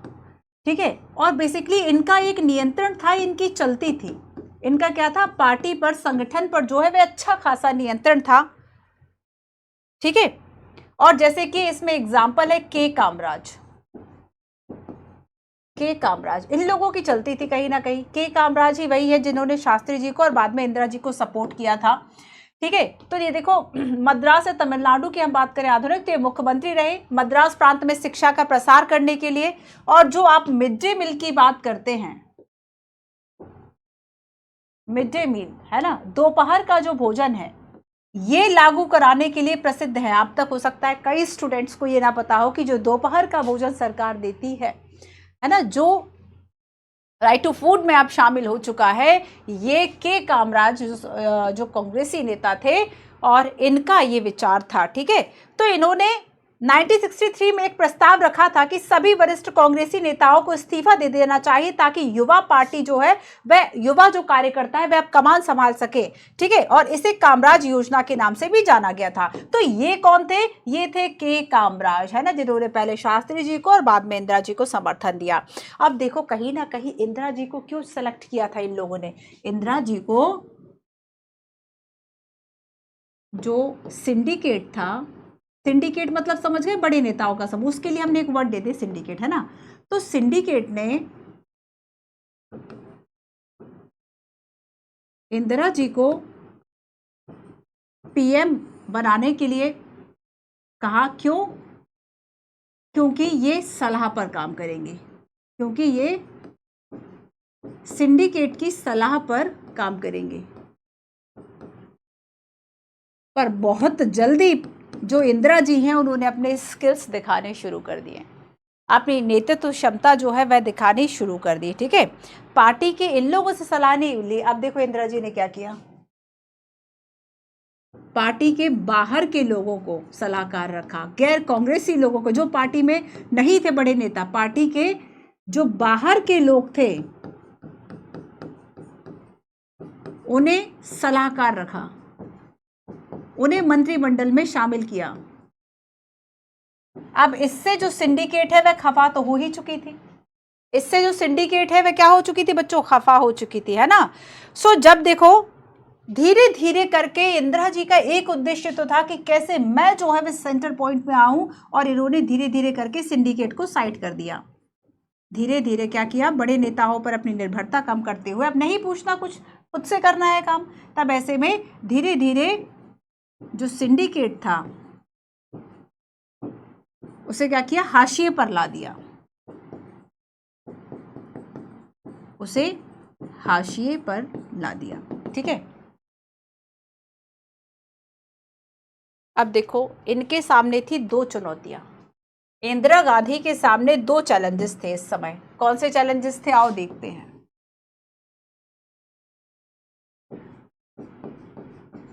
क्या क्या चुनौतियां थी, पहली तो यही थी कि सिंडिकेट के प्रभाव से खुद को मुक्त कर ले, सिंडिकेट के प्रभाव से मुक्त हो जाए, स्वतंत्र हो जाए। और दूसरा ये था कि जो अब ये चौथा चुनाव हुआ था और उसमें कांग्रेस के हाथ से जो 9 राज्य और बहुमत और लोगों का विश्वास निकल चुका था, उसको दोबारा हासिल कर ले। तो दूसरा क्या था कि कांग्रेस की खोई हुई जमीन को वापस लाना, कांग्रेस की खोई हुई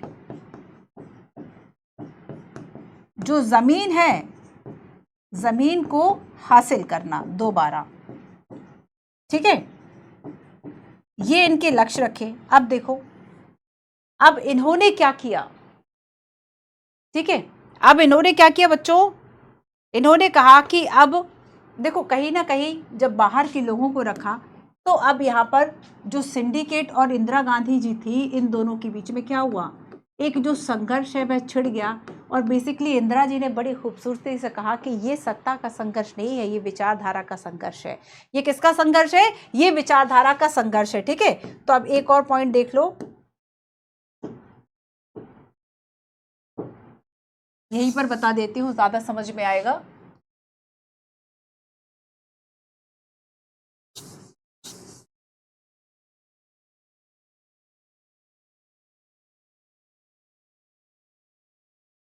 चलो अब देखो इंदिरा और सिंडिकेट है ना, इन दोनों के बीच में जो संघर्ष था, जो टकराव था वह होने लगा। और इंदिरा जी ने इस संघर्ष का नाम सत्ता संघर्ष ना देकर सत्ता संघर्ष की जगह विचारधारा की लड़ाई बताया, सत्ता संघर्ष की जगह विचारधारा की लड़ाई बताया।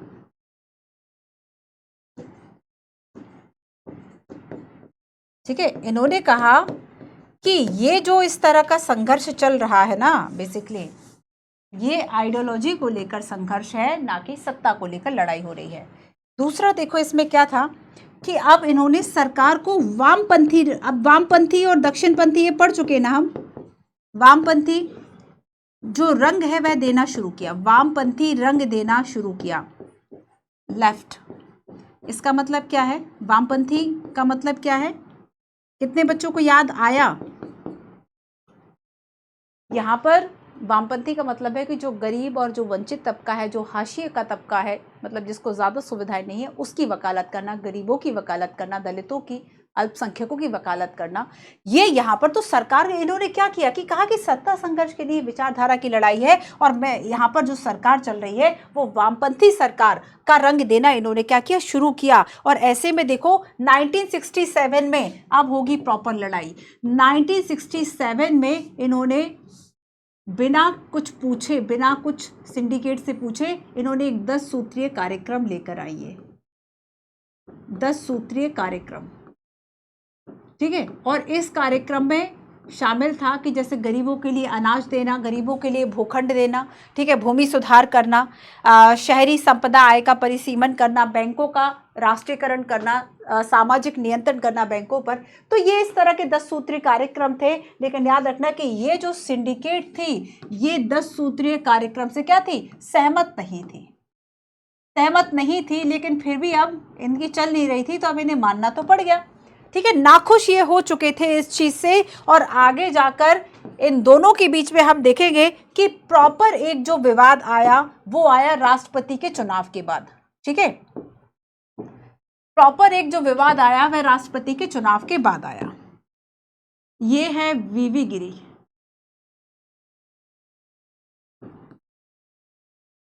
ठीक है, वीवी गिरी और नीलम एन संजीव रेड्डी। ये है एन संजीव रेड्डी। ठीक है, अब देखो ये खींचतान जानते हो कब शुरू हुई? राष्ट्रपति पद के लिए जब इंदिरा गांधी और सिंडिकेट, इन दोनों के उम्मीदवार अलग अलग थे, जो तत्कालीन राष्ट्रपति थे उनकी मृत्यु हो जाती है। ये विवाद जानते हो कब शुरू हुआ? जाकिर हुसैन जो राष्ट्रपति थे, इनकी मृत्यु हो गई। जाकिर हुसैन जो राष्ट्रपति थे, ठीक है, इनकी क्या हो गई? मृत्यु हो गई। तो हम देखेंगे एन संजीव रेड्डी जो है ये इस वक्त लोकसभा के अध्यक्ष थे। ये इस वक्त क्या थे? लोकसभा के अध्यक्ष थे। और जब हम बात करेंगे वीवी गिरी की, ये इस वक्त क्या थे? उपराष्ट्रपति थे।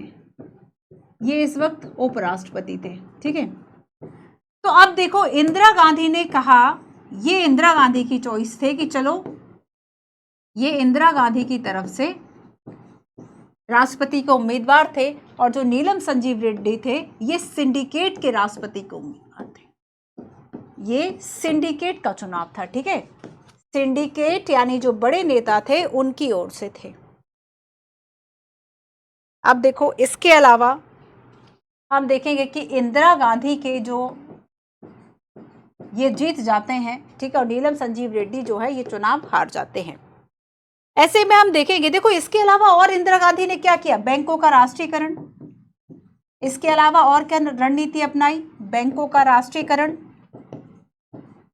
जो भूतपूर्व राजा महाराजे थे, जो प्रिंसली स्टेट नहीं हुआ करते थे, उनको मर्ज किया गया था, विलय किया गया था भारत में, भारतीय संघ में उनका जो मर्जर है वह किया गया था, और उसके साथ ही उन्हें कुछ विशेष अधिकार दिए गए थे, प्रीवी पर्स थे, है ना। सो हम देखेंगे कि जो भूतपूर्व राजा महाराजा थे, भूतपूर्व राजा महाराजा थे, उनके विशेषाधिकार को खत्म करना। उनके जो विशेषाधिकार थे, विशेषाधिकार, ठीक है, या उसको प्रीवी पर्स कहा जाता था। क्या है प्रीवी पर्स का मतलब? सर्च करना। प्रीवी पर्स को क्या करना? समाप्त करना। तो ये कुछ ऐसे काम ऑलरेडी जो इंदिरा जी हैं वह कर रही थी, बैंकों का राष्ट्रीयकरण, और ऐसे में इंदिरा जी की जो लोकप्रियता है वह कहीं ना कहीं बढ़ रही थी। ठीक है, अब देखो सिंडिकेट जब हार गई बच्चों, तब ऐसे में क्या हुआ? अब जो प्रॉपर, अब सिंडिकेट ने क्या किया? इंदिरा गांधी को निष्कासित कर दिया। सिंडिकेट ने क्या किया? इंदिरा गांधी को निष्कासित कर दिया। तो राष्ट्रपति के चुनाव के बाद, देखो जो नीलम संजीव रेड्डी थे, एक बात और समझ लो, नीलम संजीव रेड्डी जो थे वह कांग्रेस के आधिकारिक प्रतिनिधि थे, एक तरीके से आधिकारिक उम्मीदवार थे, और उनका हारना इसका मतलब कांग्रेस पार्टी का हारना था। जब नीलम संजीव रेड्डी नहीं जीत सके, वीवी गिरी जो है वह राष्ट्रपति बन जाते हैं। ऐसे में अब सिंडिकेट ने इस बात को ईगो पे ले लिया। ठीक है, और ऐसे में क्या हुआ बच्चों? जब इस बात को 1969 में हम देखेंगे कि इनका हारना, और इसका मतलब क्या था? कांग्रेस का हारना, इसका मतलब सिंडिकेट जो है। अब देखो इस वक्त कांग्रेस अध्यक्ष थे निजलिंगप्पा, है ना, उन्होंने क्या किया? कांग्रेस अध्यक्ष थे, सिंडिकेट के मेंबर्स थे, उन बड़े नेताओं में शामिल थे जिनका प्रभुत्व नियंत्रण कांग्रेस पर था। उन्होंने इंदिरा गांधी को पार्टी से निष्कासित कर दिया, हटा दिया उनको। इंदिरा गांधी को पार्टी से जब हटाया, इंदिरा गांधी ने दूसरी पार्टी बनाई। ठीक है, और हम देखेंगे कि इंदिरा गांधी ने जिस पार्टी को बनाया उसे क्या कहा? उन्होंने रिक्वेस्टनिस्ट कहा, और जब सिंडिकेट के पास जो पार्टी थी उसे कहा इन्होंने ऑर्गेनाइजेशन। ठीक है, इंदिरा गांधी ने कहा कि ये जो पार्टी है अब ये नई कांग्रेस है, इन्होंने क्या कहा कि ये जो कांग्रेस है ये असली कांग्रेस है और ये नई कांग्रेस है, ये कहा और इसे समाजवादी रूप दे दिया। इसे क्या कहा? इसे समाजवादी रूप दे दिया। और जब सिंडिकेट ने जो सिंडिकेट जो था, हम देखेंगे कि ये जो पार्टी दो भागों में टूट गई थी, ठीक है, इसे पुरानी कांग्रेस कहा और ऑर्गेनाइजेशन कहा, तो रिक्विजनिस्ट एंड ऑर्गेनाइजेशन, ठीक है। तो ये क्या था बच्चों? ये पुरानी कांग्रेस थी। अब यहां पर भी इंदिरा गांधी ने क्या कहा कि ये जो संघर्ष है, ठीक है, वह हम देखेंगे कि इन्होंने कहा कि ये आइडियोलॉजी से संबंधित है। इन्होंने कहा कि ये आइडियोलॉजिकल डिवाइड है, आइडियोलॉजिकल डिवाइड है। तो ये जो टूट हुई है वो सत्ता की नहीं है बल्कि विचारधारा की है, क्योंकि नई कांग्रेस समाजवादी को चाहती थी, नई चीज़ों की चाहती थी, और जो पुरानी कांग्रेस है ये पुरातन पंथी थी, ये कंजर्वेटिव थी, ये नए विकास नहीं देख पाती थी, कंजर्वेटिव थी, पुरातन पंथी थी, ठीक है। तो यहाँ पर इंदिरा गांधी कहाँ पे अलग हो गई? इस जगह पे। तो जो इंदिरा गांधी के साथ के लोग थे वो यहाँ आ गए और जो अब सिंडिकेट थी वो यहाँ आ गए, और इस तरीके से जो कांग्रेस पार्टी है अब वह टूट गई, ठीक है। कांग्रेस पार्टी जो है अब वह क्या हुई? टूट गई। अब देखो ये 1969 तक हम आ गए ना, 1969 की हम बात कर रहे थे। अब आगे देखो, अच्छा सिंडिकेट के बारे में पढ़ लेना बच्चों। ये NS निजलिंगप्पा है जिन्होंने इंदिरा गांधी को बर्खास्त कर दिया था। संविधान सभा के सदस्य, लोकसभा के सदस्य रहे। मैसूर प्रांत जो कि अब कर्नाटक हो चुका है, इसके CM रहे। आधुनिक कर्नाटक के निर्माता के रूप में ये प्रसिद्ध है, ठीक है। और 68 से लेके देखो 71 का यही दौर जो हम पढ़ रहे हैं इस वक्त कांग्रेस के ये अध्यक्ष रहे। क्लियर? क्लियर? अब हम चलते हैं 1971 की तरफ, ठीक है। तो देखो हम पढ़ चुके ना कि अब क्या हुआ 1969 नवंबर में, क्या जब दो खेमों में कांग्रेस बढ़ जाती है, तो पुरातन पंथी मतलब ऑर्गेनाइजेशन वाली सरकार, इंदिरा गांधी ने अपनी नई सरकार और उसका नाम क्या दिया? अच्छा, एक जो इंपॉर्टेंट पॉइंट आपका छूट रहा है, प्रीवी पर्स क्या होता है ये समझ लो, है ना। हमने देखा कि इंदिरा गांधी ने क्या किया, जो भूतपूर्व राजा थे इनके विशेषाधिकारों को, प्रीवी पर्स को समाप्त किया, ठीक है। चलो आप प्रीवी पर्स के बारे में बात करते हैं। सो प्रीवी पर्स क्या है? हमने इसके पहले देखा कि देसी रियासतें जो हैं इनके विलय के बारे में पढ़ा था, और भारतीय संघ में कराने के लिए सरकार ने शुरुआत में यह आश्वासन दे दिया था कि आपको उस तरह से शासन और वैसे वो सब अनुमति नहीं रहेगी, पर हाँ आपको एक निश्चित और एक अनुपात में आपकी जो संपदा है उस पर अधिकार रहेगा। तो शासक परिवार को एक संपदा रखने के लिए लेकिन निश्चित किया सरकार ने कि इतनी संपदा रखने का अधिकार जो है वह दिया जाएगा। जैसे कि आप देखते हैं कि अभी अभी आप कुछ बॉलीवुड में कुछ ऐसे लोग हैं जो कहीं ना कहीं इस तरह के परिवारों से संबंधित, तो सरकार अब क्या कर रही है कि अब वो जो विरासत और वो सारी जो चीज़ें थी उसमें इस उत्तराधिकारियों को आने जाने की जो अनुमति वह रहती, बट उस तरीके से शासन करने की अनुमति नहीं रहती।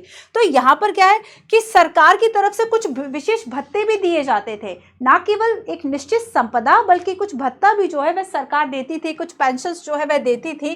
तो यहाँ पर उनका जो विलय उस वक्त करना था। अब देखो ये जो व्यवस्था थी इसको क्या कहा गया था? प्रीवी पर्स कहा गया था। इस व्यवस्था को प्रीवी पर्स कहा गया था।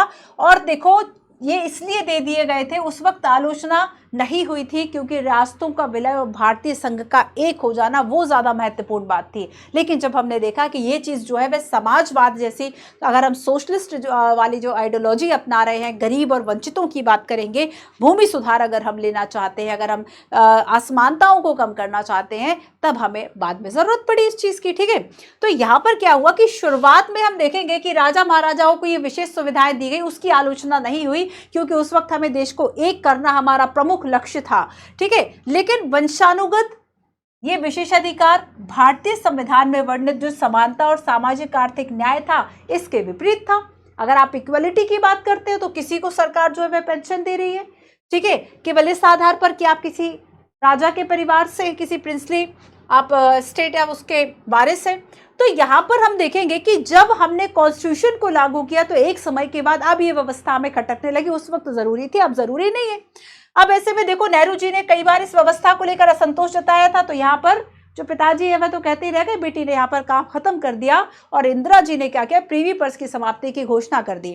तो यहाँ पर देखो 67 के चुनाव के बाद ही इंदिरा गांधी ने प्रीवी पर्स को खत्म करने की मांग का समर्थन किया, और जो लोग हैं वो उनकी तरफ, मतलब इस घोषणा से उनकी लोकप्रियता और जो लोग हैं उनका जो समर्थन है वो उनको मिलने लगा था। ठीक है, तो प्रीवी पर्स को समाप्त कर देना। देखो अब मोरारजी देसाई की बात करेंगे, तो मोरारजी देसाई क्या करते थे, नैतिक रूप से गलत मानते थे कि पहले तो आपने दिया इनको शामिल करने के लिए, अब आप वापस ले रहे, तो वहां उनको थोड़ा सा इथिकली रॉन्ग लग रहा था।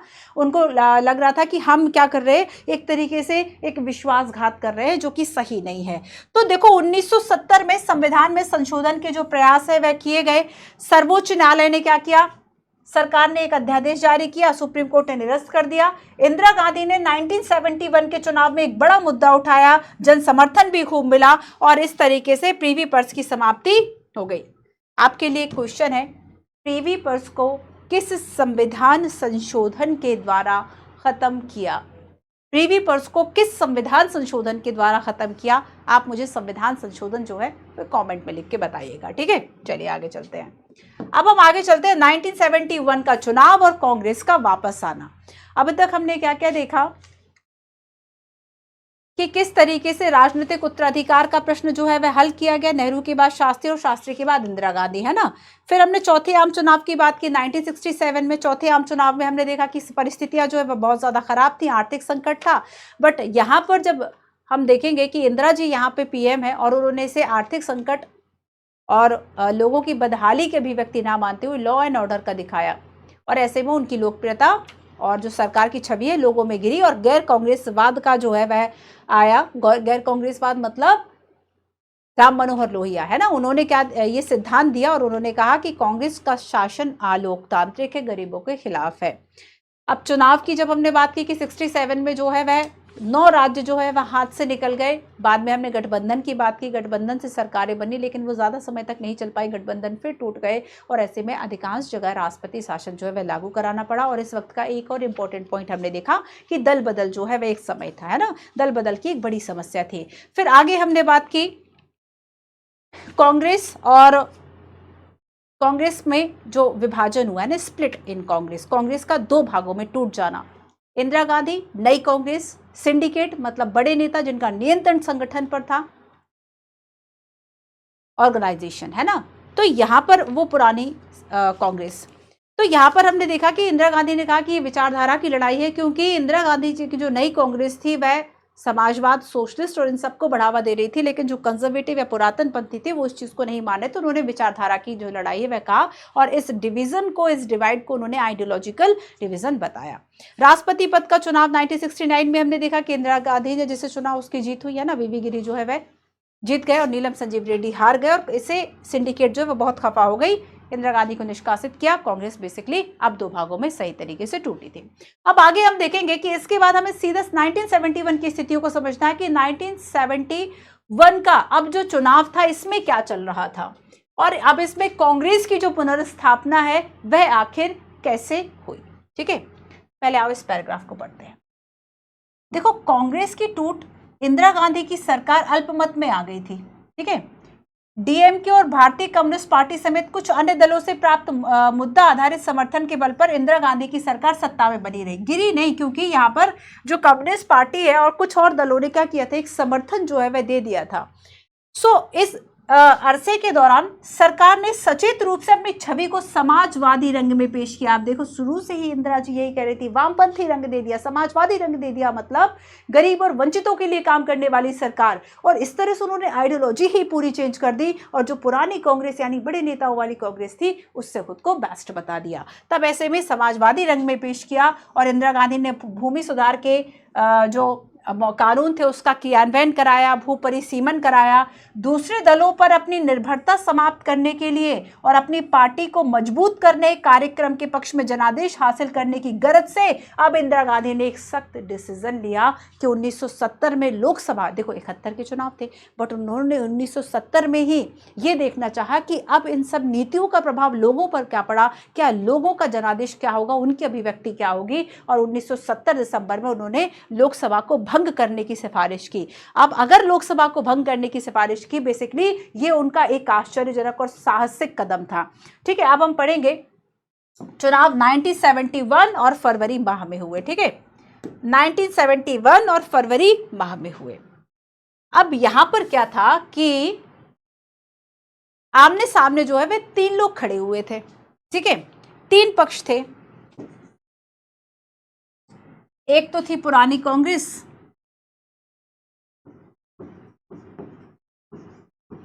पुरानी कांग्रेस मतलब क्या, सिंडिकेट है ना, पुरानी कांग्रेस ऑर्गेनाइजेशन, वो लिख देती हूं। तो पुरानी कांग्रेस जो है यह एक तरफ खड़ी थी, मतलब मुकाबला मुख्य रूप से 3 लोगों के बीच में था।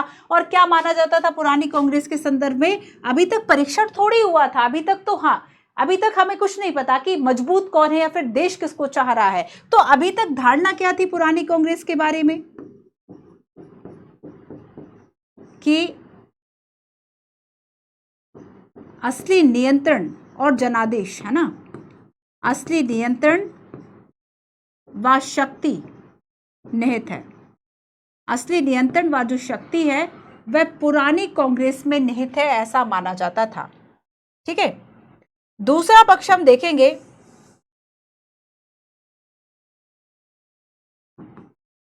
इंदिरा गांधी, नई कांग्रेस, इंदिरा गांधी नई कांग्रेस। ठीक है, अब यहां पर क्या हुआ, धारणा क्या थी कि ये जर्जर और टूटी हुई है, ये जो कांग्रेस है, अभी देखो ये कहा गया कि अगर ये टूटकर अलग हुई तो ये जर्जर और टूटी हुई है, मतलब इसमें शक्ति कम है। ये वाली जो नई पार्टी है इसमें क्या है, इसमें शक्ति कम है, क्योंकि अभी तक शक्ति परीक्षण हुआ नहीं था, है ना। अब देखो कुछ और लोग भी थे, गैर साम्यवादी, गैर कांग्रेसवादी, ये सब भी एक हो रहे थे, गैर साम्यवादी, गैर कांग्रेसी, गैर साम्यवादी प्लस गैर कांग्रेसी। ठीक है, अब इन सभी ने देखो एकजुट होकर, इन सभी ने क्या किया, एकजुट होकर गठबंधन बना लिया। ये सभी एकजुट हो गए और ये अपनी तरफ से, मतलब अब तो तीसरा पक्ष क्या हो गया, गैर साम्यवादी, गैर कांग्रेसी, मतलब इन विपक्षी पार्टियों ने गठबंधन किया और इसको कहा ग्रैंड अलायंस। इसको क्या नाम दिया, ग्रैंड अलायंस। आया समझ में। तो एक तरफ कौन है, पुरानी कांग्रेस है, एक तरफ नई कांग्रेस है इंदिरा गांधी, और एक तरफ ग्रैंड अलायंस है। ठीक है, अब देखो मेन जो प्रॉब्लम थी वो ये थी कि पुरानी कांग्रेस जो थी इसके पास भी कुछ करने के लिए नया नहीं था, कोई कॉन्सेप्ट, कोई एजेंडा नहीं था। प्रॉब्लम गैर साम्यवादी और इनके साथ भी यही थी कि इनके पास भी जो है वह कोई एजेंडा नहीं था, और इन सब का जो लाभ है अब वह इंदिरा जी को मिलेगा। देखो कैसे, तो देखो मुख्य मुद्दा हम देखेंगे कि जो इंदिरा गांधी है इनके पास एक एजेंडा था।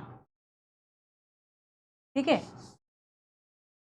और ये एजेंडा था गरीबी हटाओ। इनके पास कुछ कार्यक्रम थे, प्रोग्राम्स थे, ये नहीं, देखो एक होता है नेगेटिव, एक होता है पॉजिटिव। तो इन्होंने क्या कहा कि कुछ सकारात्मक कदम उठाओ, और इनकी जो नीति है उसे सकारात्मक कहा गया। इन्होंने कुछ कार्यक्रम करने के लिए कहा, है ना। इन्होंने कहा गरीबी हटाओ, गरीबी हटाओ का नारा दिया। कुछ लोग कहते थे कि इनका नारा गरीबी हटाओ नहीं है, गरीबों को हटाओ है ना, ये आलोचक कहते थे। तो गरीबी हटाओ का नारा दिया, आय व अवसर की समानता की बात की, आय व अवसर की समानता की बात की। प्रीवी पर्स को समाप्त किया, पढ़ ही चुके हम। ठीक है, अगर इन्होंने प्रीवी पर्स को समाप्त किया तब एक तरीके से ये समाजवाद और इसकी तरफ एक कदम था, प्रीवी पर्स को समाप्त करना। आगे देखो, बेसिकली इनका जो वोट का आधार बना, इनकी जो लोकप्रियता और एक जो आधार बना वह श्रमिकों में, किसानों में, गरीब किसानों में, महिलाओं में, दलितों में, भूमिहीन जो किसान थे उनमें, है ना, और बेसिकली अल्पसंख्यक और ऐसे जो वर्ग थे, क्योंकि अब समाजवाद का जो रंग है वह इन्होंने ओढ़ रखा था। समाजवाद के रंग में अपनी जो नीतियां है वह बना रखी, तो इसलिए इनका जो आधार है वह इस तरह के लोग हो गए। ठीक है, अब देखो इनका जो कदम है वह सकारात्मक था। इसके अपोजिट ग्रैंड अलायंस का केवल एक नारा था, इंदिरा हटाओ। इनका नारा क्या था? इंदिरा हटाओ। अब इनके पास जो है वह नेगेटिव ही तो था, इनके पास कुछ करने को था ही नहीं। अब जैसे 1971 के चुनाव की बात करें, 3 लोग खड़े हैं, लेकिन केवल एक जो पार्टी है उसके पास ही केवल एक सकारात्मक कदम थे, कुछ नीतियां थी, बाकियों के पास नहीं था, और एक के पास तो सीधा था कांग्रेस, इंदिरा हटाओ। अब इंदिरा हटाओ से लोग इतना कैसे, आपके पास कोई एजेंडा नहीं है, क्या किस तरीके से काम करोगे, लोगों को कोई जानकारी नहीं है। तो यहाँ पर क्या था कि ये इनका कैंपेन केवल इसी के चारों तरफ था कि इंदिरा को हटाओ, और ये जो है वह बहुत ही नकारात्मक साउंड किया। लेकिन जब हम इंदिरा गांधी की बात करेंगे, इनके पास प्रोग्राम्स थे। ठीक है, ये स्थिति हो गई।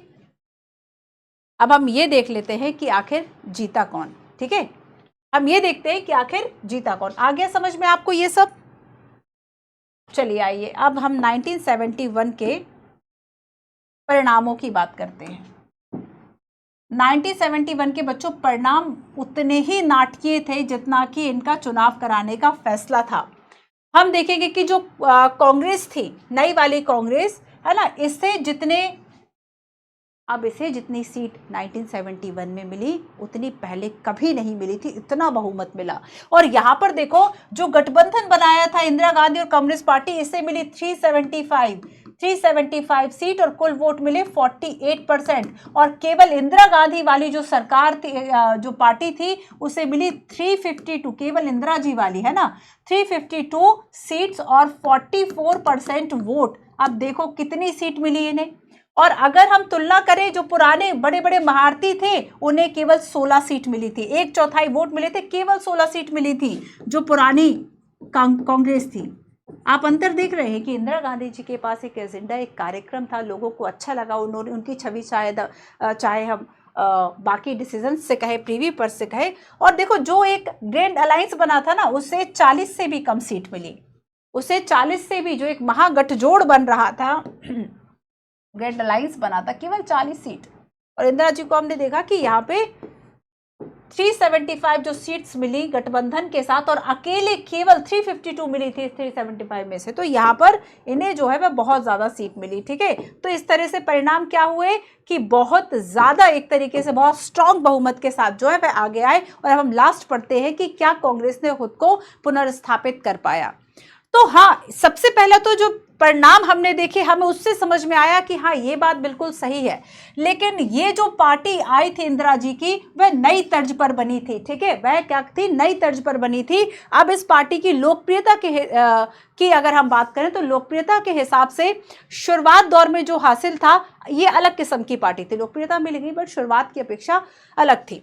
और लेकिन देखो इसका जो नेचर है वह चेंज हो गया। नेचर कैसे चेंज हो गया?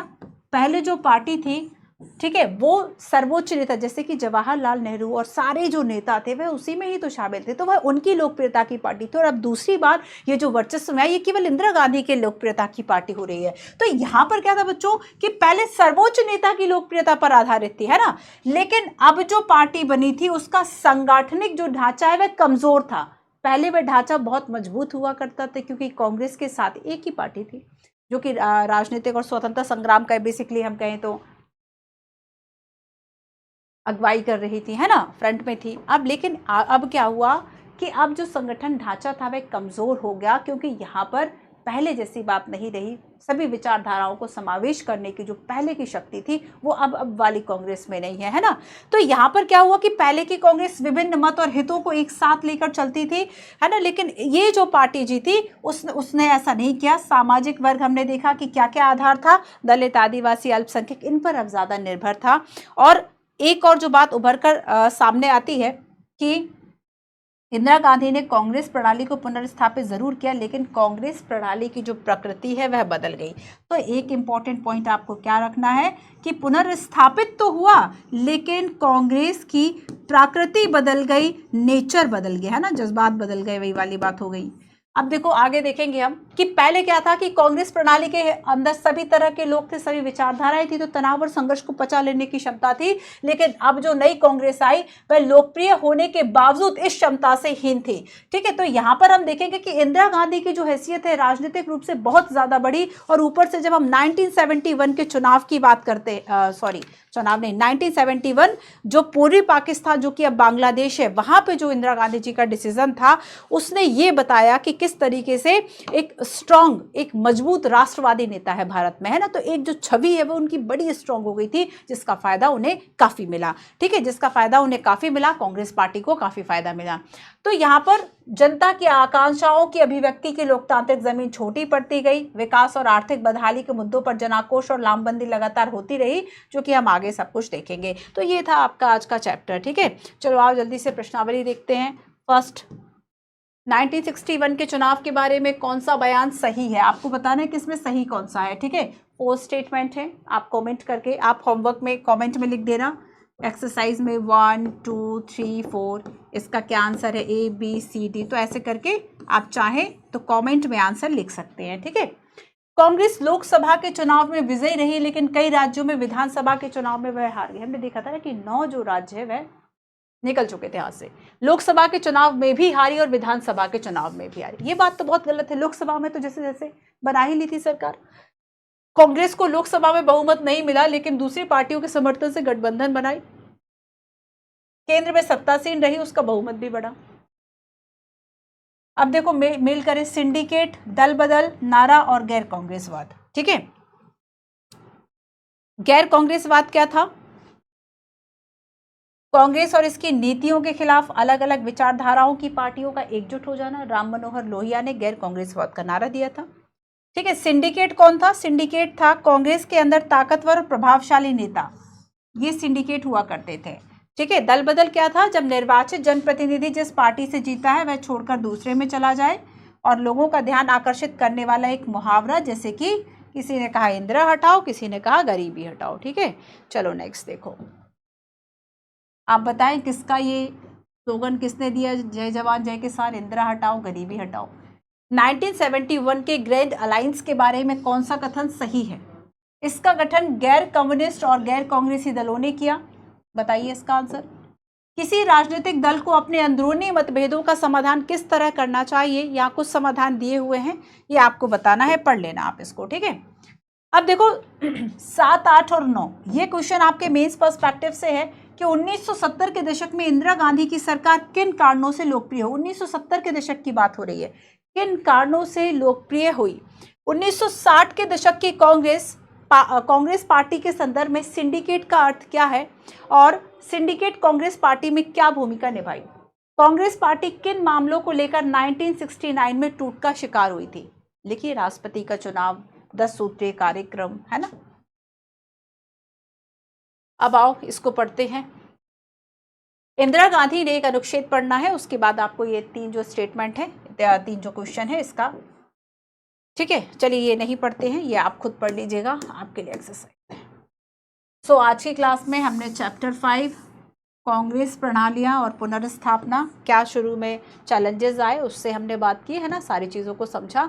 चलिए, तो सबसे पहली जो चुनौती थी वह उत्तराधिकार की थी, राजनीतिक उत्तराधिकार की। चौथा आम चुनाव हुआ 1967 में, हमने उसकी पृष्ठभूमि और सारी चीज़ें देखी, विभाजन की बात की कांग्रेस में, और 71 की बात की। ठीक है, जल्दी से एक बार रिवीजन कर लेते हैं। तो सबसे पहला जो चैलेंजेस था पॉलिटिकल सक्सेशन का, कि आफ्टर नेहरू कौन, है ना, नेहरू के बाद जो है वह कौन आएगा, इस मुद्दे को हमने सुलझा लिया लोकतांत्रिक ढंग से। नेहरू जी के बाद शास्त्री जी, शास्त्री जी के बाद इंदिरा जी, है ना। इस तरीके से हमारे ये जो मुद्दा है वह सुलझ गया था। आगे हमने देखा कि शास्त्री जी जो है जब ये आए थे तब इनके सामने 2 चुनौती, जैसे इंदिरा जी के सामने 2 चुनौतियां थी, शास्त्री जी के सामने 2 चुनौतियां थी। एक तो 62 में चीन का युद्ध हो चुका था, और जब ये 66 में आते हैं, 64 में आते हैं, सॉरी 64 से 66 APM रहे थे। ताशकंद समझौता इंपॉर्टेंट है, पढ़ लेना उसको एक बार थोड़ा सा गूगल करके। तो हम देखेंगे कि इन जो 1962 में चीन से युद्ध हो चुका था उसका आर्थिक बदहाली का शिकार था, हम रिकवर कर रहे थे। ऐसे में एक चैलेंज था हमारे सामने, मानसून की असफलता, सूखा, खाद्यान्न संकट, और दूसरा था पाकिस्तान से युद्ध 65 का। और ऐसे में इन्होंने एक नारा दिया, और इनका ये संकल्प दिखाता है जय जवान जय किसान का। ठीक है, जय जवान जय किसान का। आगे देखो, जब इनकी डेथ ताशकंद में हो गई, कहा जाता है कि हार्ट अटैक से हुई थी, बट बहुत लोगों का कहना है कि जहर देकर मारा गया था। ठीक है, ऐसे में जब इनकी डेथ हुई, गुलजारी लाल नंदा कार्यवाहक पीएम बने, और फिर आगे हम देखेंगे कि अब इसके बाद जो है वह इंदिरा जी आ गई। इंदिरा जी को शुरुआत में देखो, इंदिरा जी के समय जो है वह दो लोग थे, एक तो इंदिरा गांधी और दूसरा मोरारजी देसाई, है ना। मोरारजी देसाई और इंदिरा गांधी। मोरारजी देसाई काफी अनुभवी और एक हम कह सकते हैं वरिष्ठ थे, बट इंदिरा गांधी जो है तुलना में काफी यंगर और ये थी। तो शुरुआत में इन्हें सहयोग नहीं मिला, बाद में सिंडिकेट ने इसलिए इनको सहयोग दे दिया ताकि ये जो है वह उनके कहने पर काम चलेंगी, पर ऐसा हो ना सका। उन्होंने जल्दी ही अपनी जगह और अपनी छवि और सारी चीजें जो है अपने कंट्रोल में कर ली। चौथा आम चुनाव 67 में हमने देखा चुनाव की परिस्थितियां, गैर कांग्रेसवाद, चुनाव का जनादेश, गठबंधन और दल बदल। ठीक है, हमने देखा कि इंदिरा गांधी जी का जो पहला कदम था वह क्या था, रुपए का अवमूल्यन करना। और यहां पर सेकंड हम देखेंगे कि जो चुनाव का संदर्भ था, गंभीर आर्थिक संकट थे, खेती में गिरावट हो रही थी, ये सारी प्रॉब्लम्स थी। ठीक है, आर्थिक संकट हमने देखा, आर्थिक संकट के बाद हड़ताल बंद होने लगा, सरकार ने इसे क्या माना कि ये लॉ एंड ऑर्डर की प्रॉब्लम है। ठीक है, गैर कांग्रेसवाद मतलब कांग्रेस को हटाना, क्योंकि लोग जो है कहीं ना कहीं उनका आक्रोश जो है वह कांग्रेस के लिए आ चुका था, और ऐसे में राम मनोहर लोहिया ने गैर कांग्रेसवाद प्रणाली की बात की कि सब लोग एकजुट हो जाओ, और ताकि हमारे जो वोट है वे विभाजन ना हो, और कांग्रेस का शासन अलोकतांत्रिक है, गरीबों के खिलाफ है, ऐसा इन्होंने कहा। ठीक है, गैर कांग्रेसवाद। और ऐसे में चौथा आम चुनाव में हमने देखा कि दिल्ली से लेकर 9 राज्य जो है वह निकल चुके थे। कहा जाता था दिल्ली से हावड़ा की ट्रेन पे बैठोगे, कोई भी ऐसा राज्य बीच में नहीं पड़ेगा जो कि कांग्रेस शासित हो। ठीक है, तो ऐसे में हम देखेंगे कि एक बड़ा झटका जो 67 में लगा। दल बदल इस वक्त की एक बड़ी घटना थी, राजनीतिक रूप से एंटी डिफेक्शन लॉ लाया गया। कांग्रेस में विभाजन की हमने बात की कि इंदिरा वर्सेस सिंडिकेट जो है वह कैसे हुआ, दो पार्टी, जब ये कांग्रेस जो है दो भागों में टूट गई, इंदिरा जी की जो है उसे नई कांग्रेस कहा गया, है ना, और बाकी ऑर्गेनाइजेशन पुरानी कांग्रेस।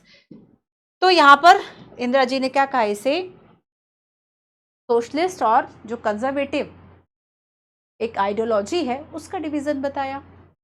राष्ट्रपति पद के लिए इंदिरा गांधी जी ने वीवी गिरी को चुना, जो कि तत्कालीन उपराष्ट्रपति थे, और एन संजीव रेड्डी को सिंडिकेट ने चुना, और बेसिकली आधिकारिक उम्मीदवार थे। लेकिन जब इनकी हार हुई तब ऐसे में सिंडिकेट ने क्या किया, इंदिरा गांधी को ही निष्कासित कर दिया। ठीक है, इंदिरा गांधी को जब है पीएम से निष्कासित कर दिया, लेकिन फिर भी उनकी जो सरकार है अल्पमत में आ गई थी, लेकिन बच गई।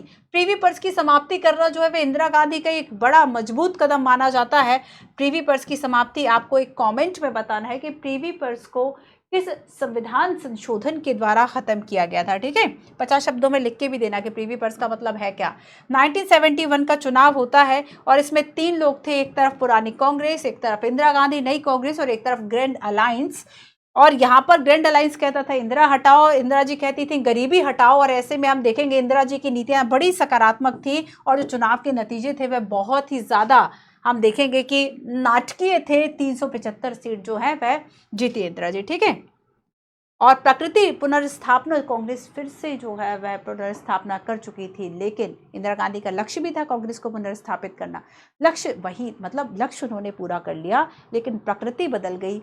और प्रकृति सही मायने में दो तरीके से हम देख सकते हैं कि पहले जहाँ पे उसकी लोकप्रियता सभी लोगों में थी, मान्यता सभी में थी, अभी उनका आधार वर्ग अलग हो गया। और दूसरी बात हमने ये देखी कि पहले जो सारी चीज़ों को टॉलरेट करते थे अब वैसा नहीं रहा। ठीक है, आई होप आपको ये क्लास समझ आई होगी, इम्पॉर्टेंट था, इंटरेस्टिंग भी था।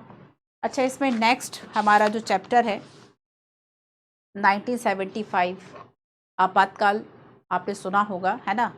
तो देखेंगे इंदिरा गांधी के जीवन का, इस चैप्टर को याद रखना, उसके साथ ही आप नेक्स्ट चैप्टर देखना, क्योंकि अगर वो आपको नेक्स्ट वीक ये मिलता है, ये वाला वीडियो लोकतांत्रिक व्यवस्था का संकट, तो आपको एक बार फिर से इस चैप्टर को पढ़ना होगा, ताकि आपको अभी इंदिरा गांधी की लोकप्रियता समझ में आ जाए, और फिर जो आपातकाल उन्होंने लगाया उसका क्या असर पड़ा उनकी लोकप्रियता पर, ये भी समझ में आ जाए। ठीक है, तो आपातकाल और ये सारी चीज़ें जो है लोकतांत्रिक व्यवस्था का संकट नेक्स्ट वाले चैप्टर्स में हम पढ़ेंगे। चलिए बच्चों, पढ़ते रहिए, keep studying. Thank you so much.